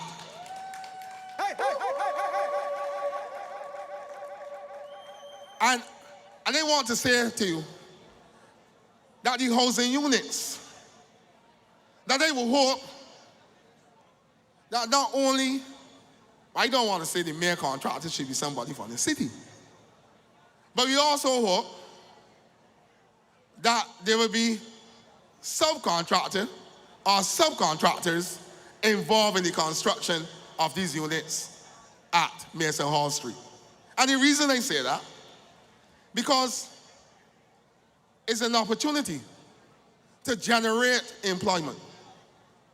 It's also an opportunity for those shops around the area, because of course you're gonna have workmen, and the workmen have to go and buy and get lunch. And all those shops around will benefit from the construction of these units. But that is not all. That is not all. Because once we construct those units, we can now move persons who are living in conditions that, that is really, really, really something that you don't want to see. And we can move those persons out of those conditions into better living conditions and to improve their quality of life. And I would also put in a plug that if you're building a multi-purpose housing complex, that we can use the model that was used at London-Bourne. Because on London-Bourne, there are businesses, commercial businesses. They have places for barbers, hairdressers, and all other type of skill sets, so that the community can now benefit. But there are other developments in town, and that we have now. The Hyatt is about to start. The Pierhead project is about to start. And once we start those projects, there will be work during the construction phase, and there will be employment after the construction phase, which should be of benefit to the people in the city. I don't hear the Democratic Labour Party talking about this. I don't hear them talking about this. I don't hear them talking about it at all. All they like to do is interfere with people. And they want them to interfere with me some more. I like when people interfere with me, though. I like it. I love it when they interfere with me, because they bring out something in me. And let me say this. And the Pierhead project is important to the development of the city too. And what is also important is that the government, they have amended the town planning legislation, and that amendment makes it clear to the investor that you have to put some money back into the community. And so, my instructions, speaking like a lawyer now, is that I believe Higher, they have committed to place about over $5 million into a fund, and that $5 million will be used not only to the social infrastructure, but also capital infrastructure in the city. Higher, they have also, and Pierhead Project, they have also committed to putting millions of dollars back into the city.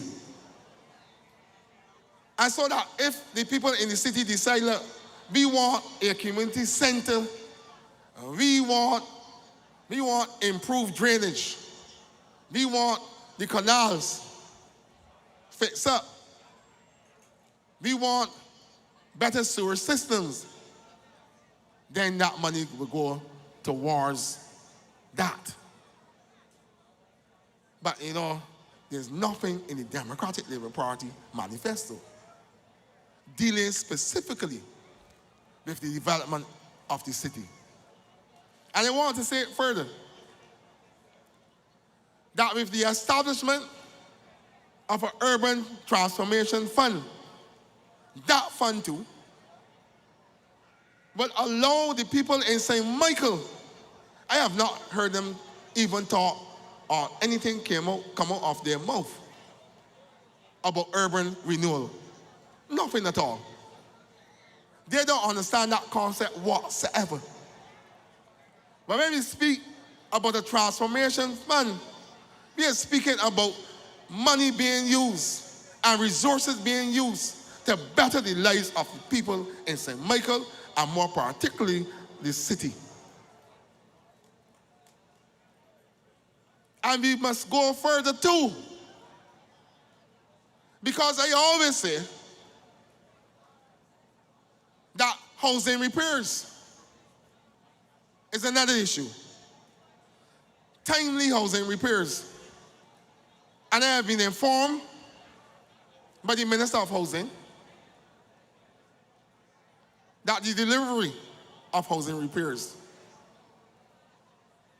will be done in a much more speedier fashion because of the facilities of the Urban Transformation Fund and the financial assistance that the government was able to get over time. I also want to say to you tonight that what is also revolutionary is that the government in the last week of Parliament laid in Parliament a piece of legislation.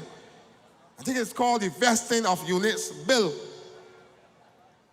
And I can tell you about this, why it is revolutionary. Both governments, in 2003,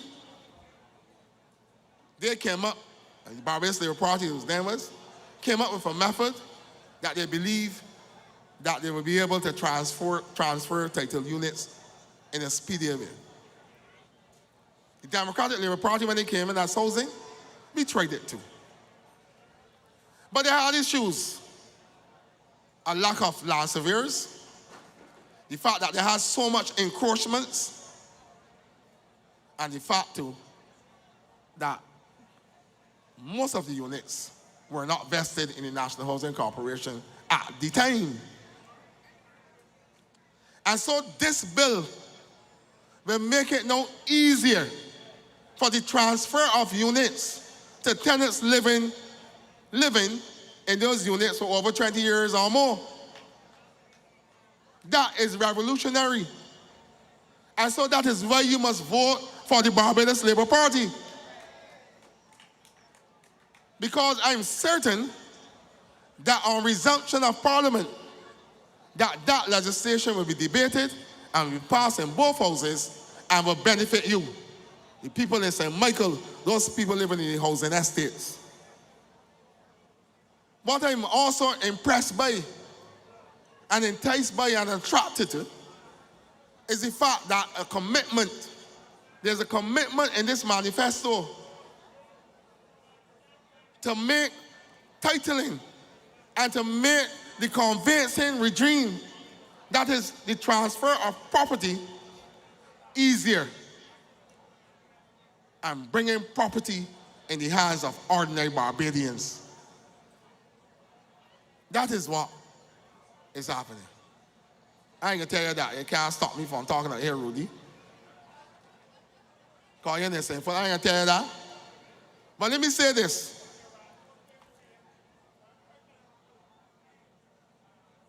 That I want to say to you tonight, that this election is an important election. It's an election about leadership. It's an election about your future. It's an election about your children's future and your children's future.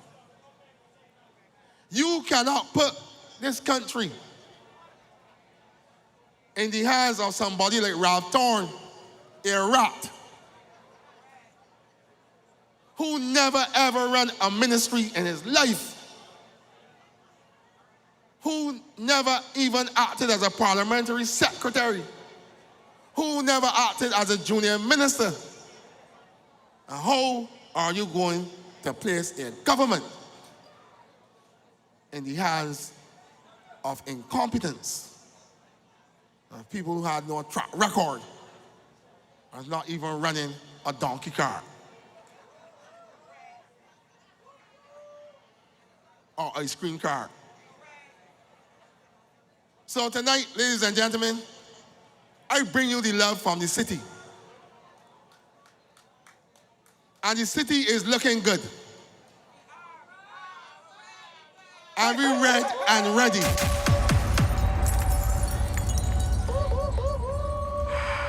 And all I can say to you, as John Brother said, take it easy. I can do the work. Good night, ladies and gentlemen.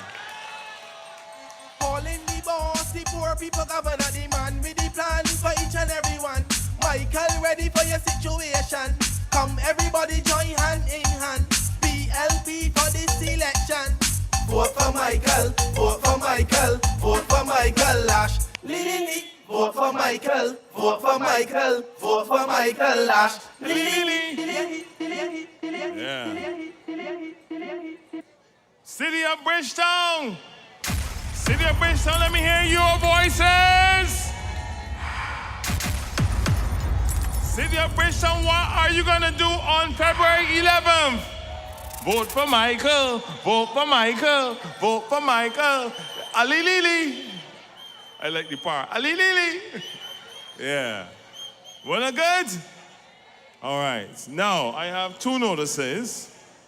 Let me see. Hold on. Right, the driver of X6822, X6822, you gotta move. And someone left a key. This is a house key. The key ring is, I'm not sure what this is, but anyhow. So if you realize that you've lost your key, come backstage by security and it's yours, all right? There were also 2 mates and 50 cents. So bear that in mind.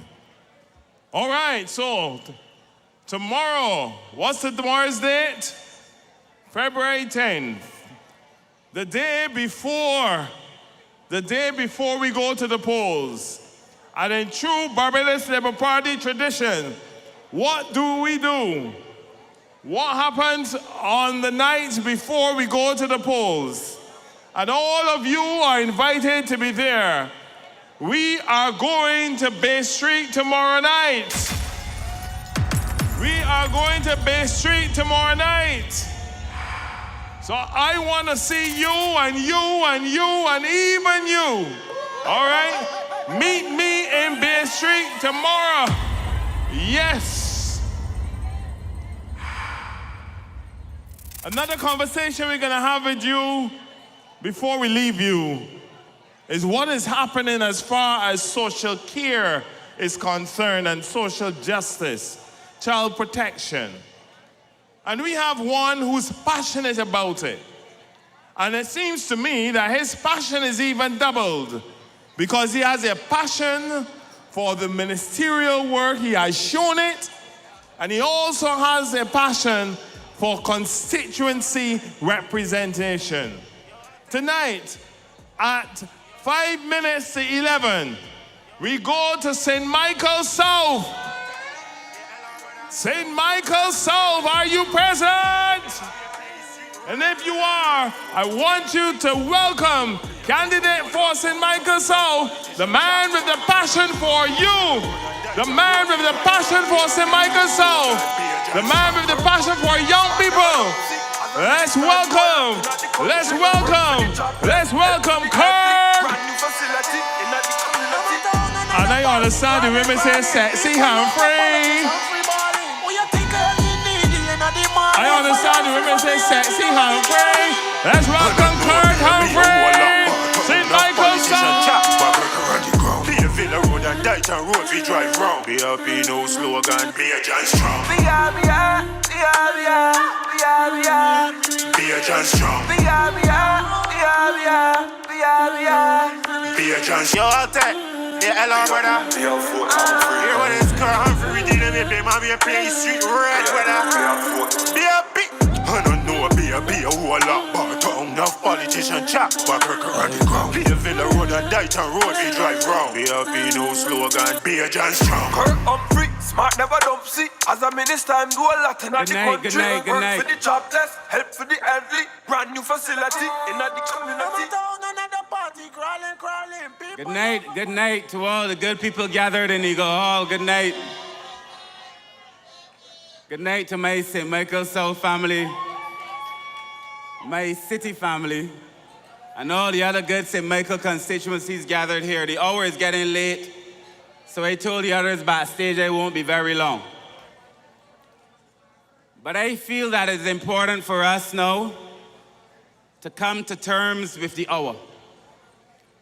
And the fact is that by midnight tonight, there will be 30 hours before we go to the poll. By midnight tonight, there will be 30 hours before we go to the poll. The urgency is now upon us. 30 hours before we go to the polls. How many hours before we go to the polls? And therefore, we now have to proceed with a great degree of discipline to help us get to the point that we want to get to come the time that we come to when we go to the polls. And so as we prepare to go to the polls, I feel it is my duty to come to this podium and to share with you exactly where we are. And we all have to ask ourselves the question, why is it important that we vote? And why is it important that you should care about who you vote for? That is the moment that is now upon us, ladies and gentlemen. We now have a choice to make that will be only 30 hours at midnight tonight. And so I ask you, as midnight draws, to first of all remember the things that this Labour Party has done. I want you, in the 30th hour, to remember the things the Labour Party has done.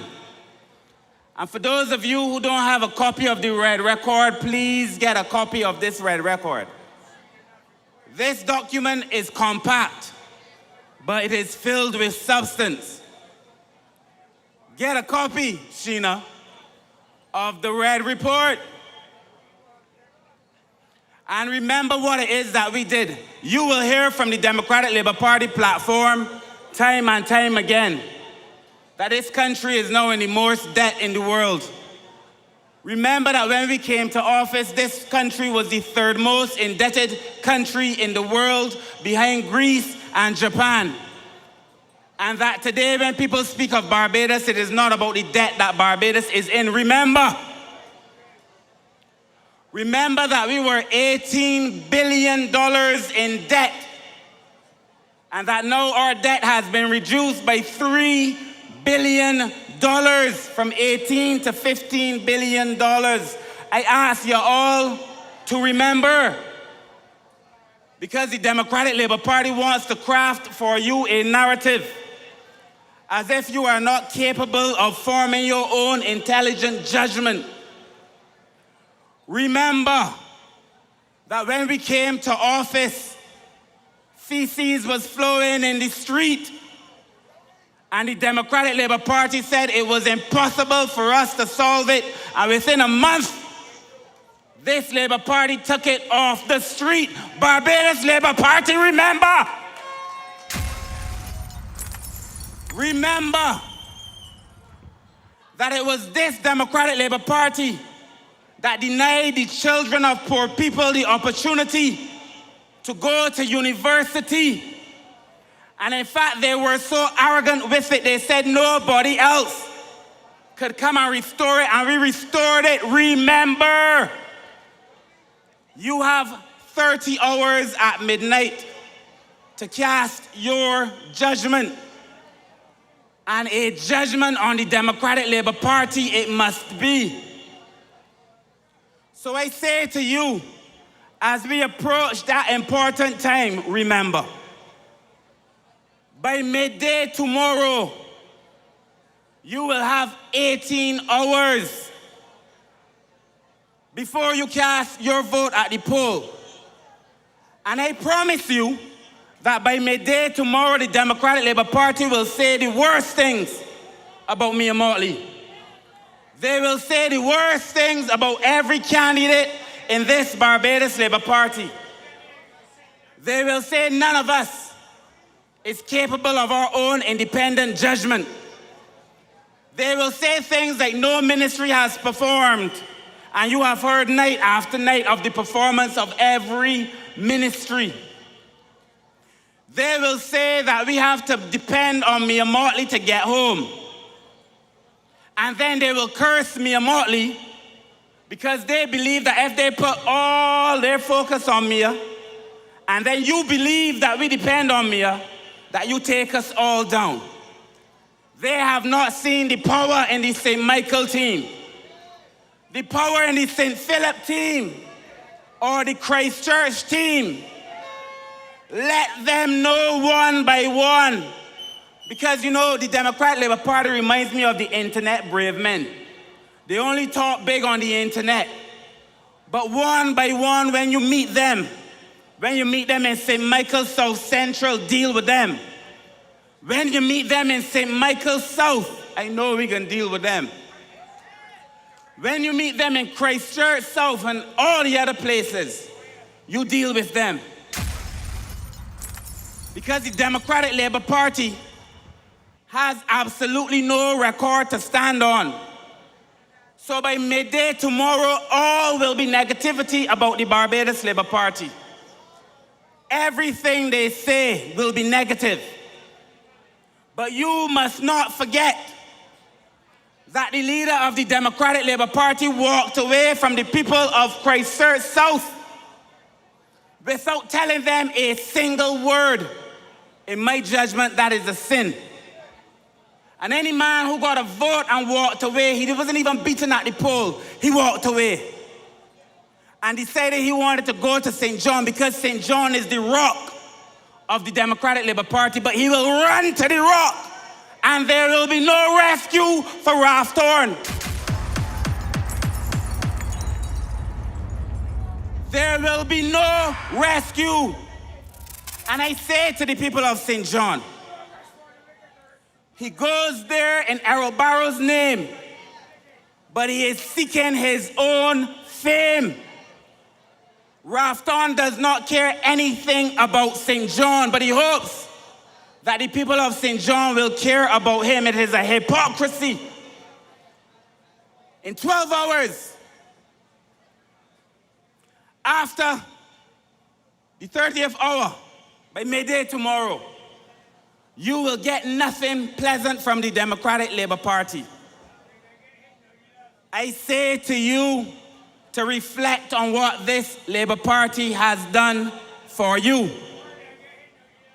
I say to you to reflect. Somebody in the front is shouting out to me that they can get unfair tomorrow, on the 11th.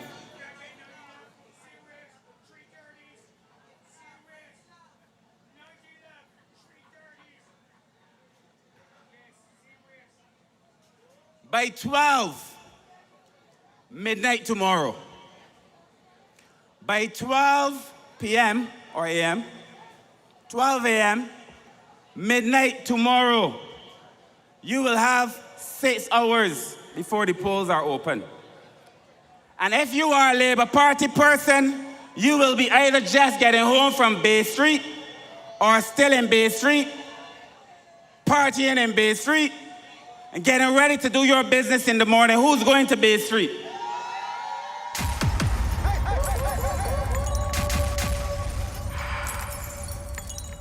That is the traditional closing place of the Labour Party, and I will welcome you all to St. Michael South.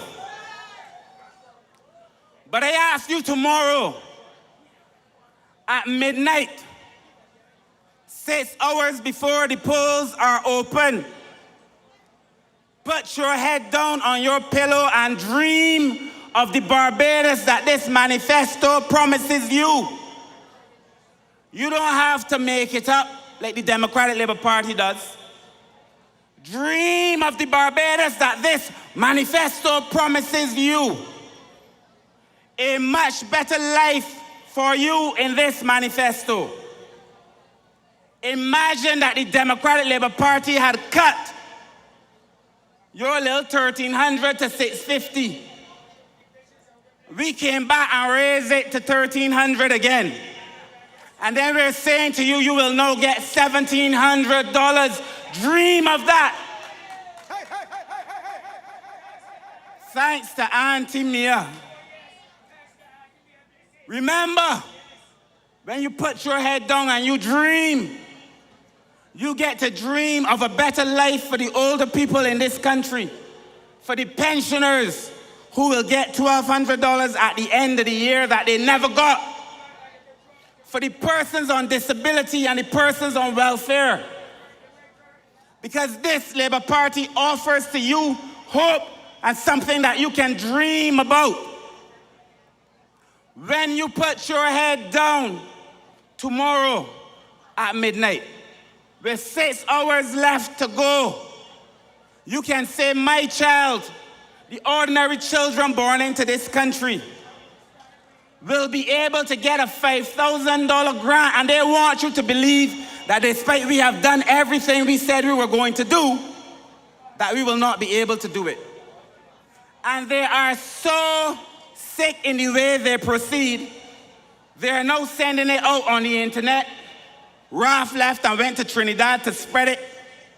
Everything to pull down this country, because the Dems will do anything to pull Mia Mottley down, even if it means they burn Barbados to the ground and they get a chance to rule the ashes. That is not the kind of leadership that you want. But at 6 a.m.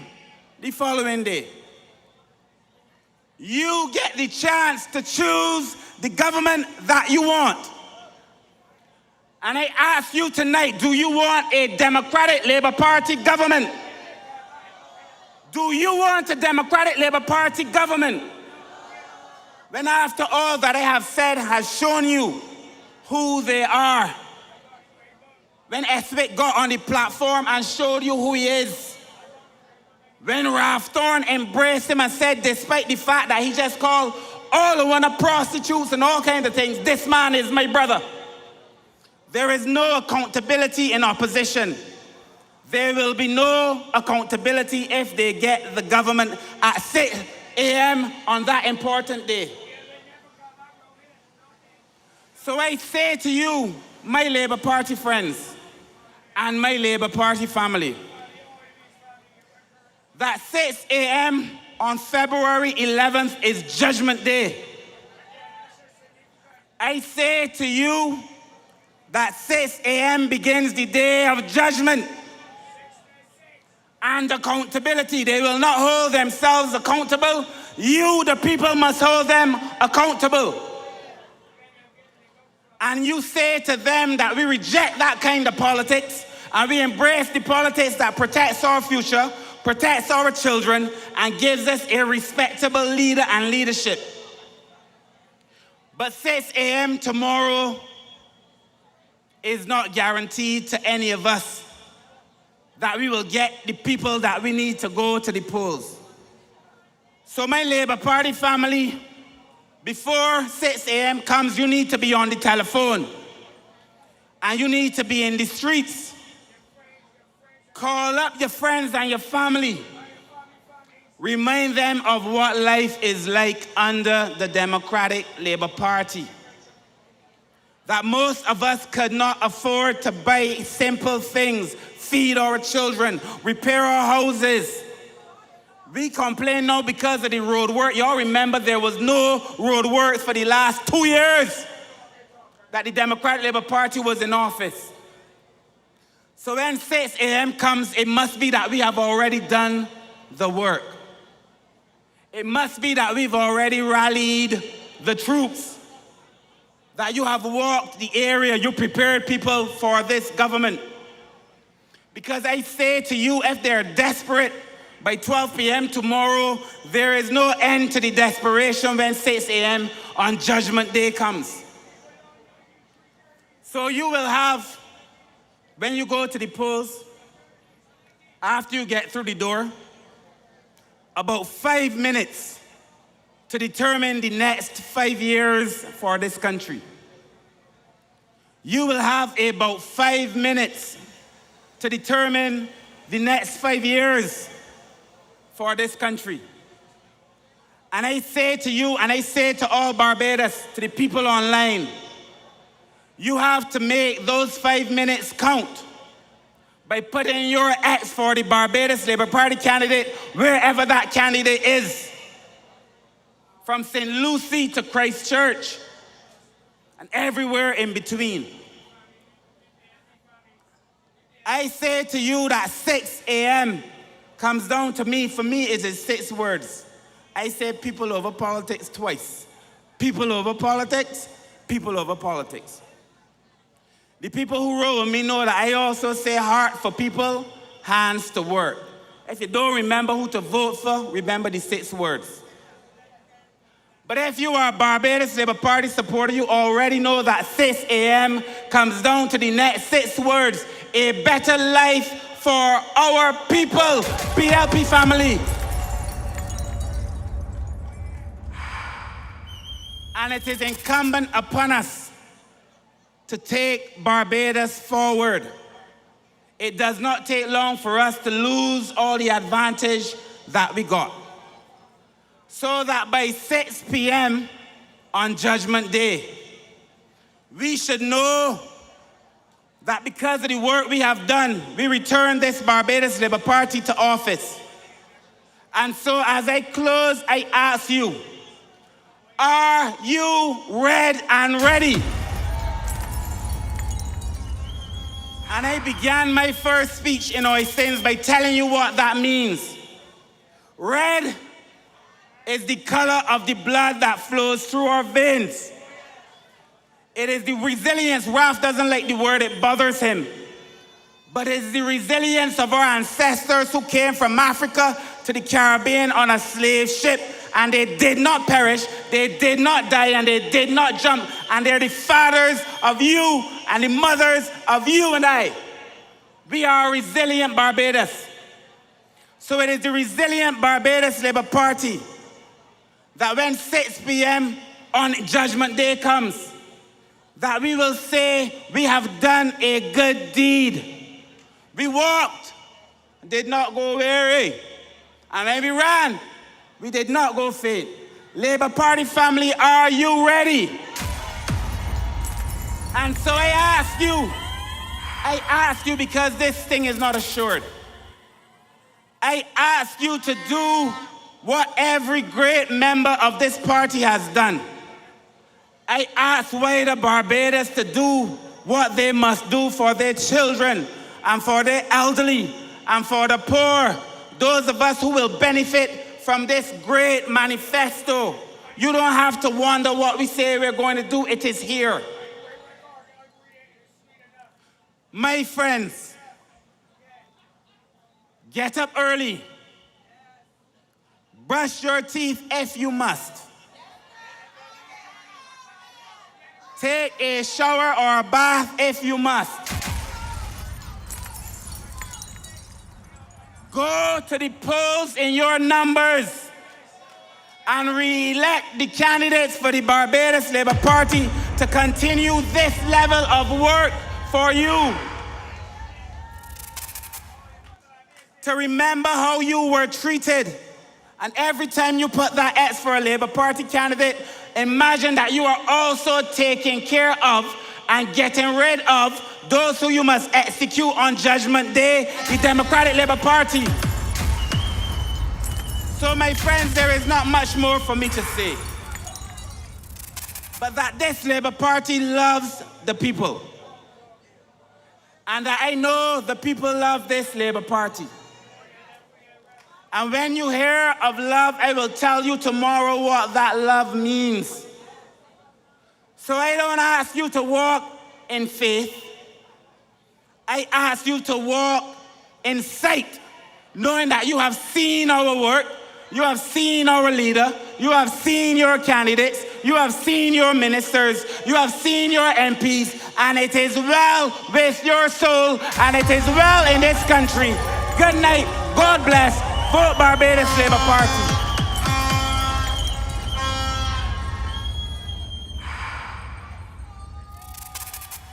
Oh, yes. A fitting way to end tonight here in Eagle Hall.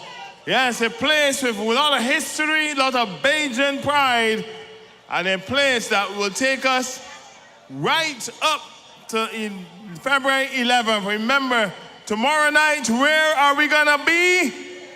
Bay Street tomorrow. Tomorrow night, we are Bay Street.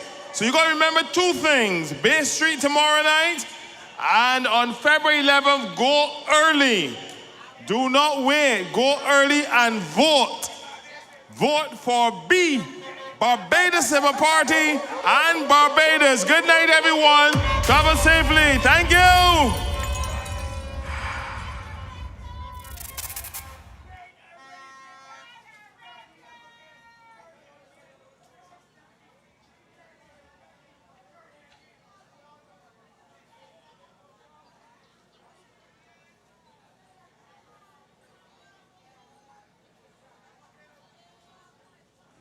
Confidence and strength, experience, excellence and say, take charge, me you in charge.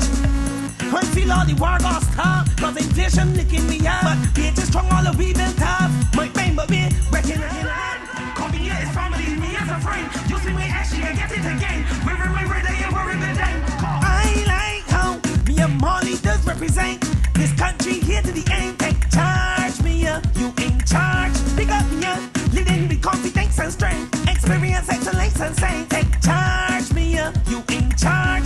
You in charge, you is the boss. Common crisis, clearing chaos. Put in the work, you do the job, and she got my trust. That is enough. Why, mean you for me? Why, mean you for we? Why, running the country firm and steady. Cause I like how me and money does represent this country here to the end. Take charge, me, you in charge. Pick up me, leading with confidence and strength. Experience, excellence, and say, take charge, me, you in charge. I feel all the war got stop, cause inflation licking me up. But we just strong, all of we built up. My pain, but we breaking up. Coming here is family, me as a friend. You see my action and get it again. We're in my red, I ain't worried with them. Cause I like how me and Molly does represent this country here to the end. Take charge, me, you in charge. Pick up me, leading with confidence and strength. Experience, excellence, and say, take charge, me, you in charge. I like how me and Molly does represent this country here to the end. Take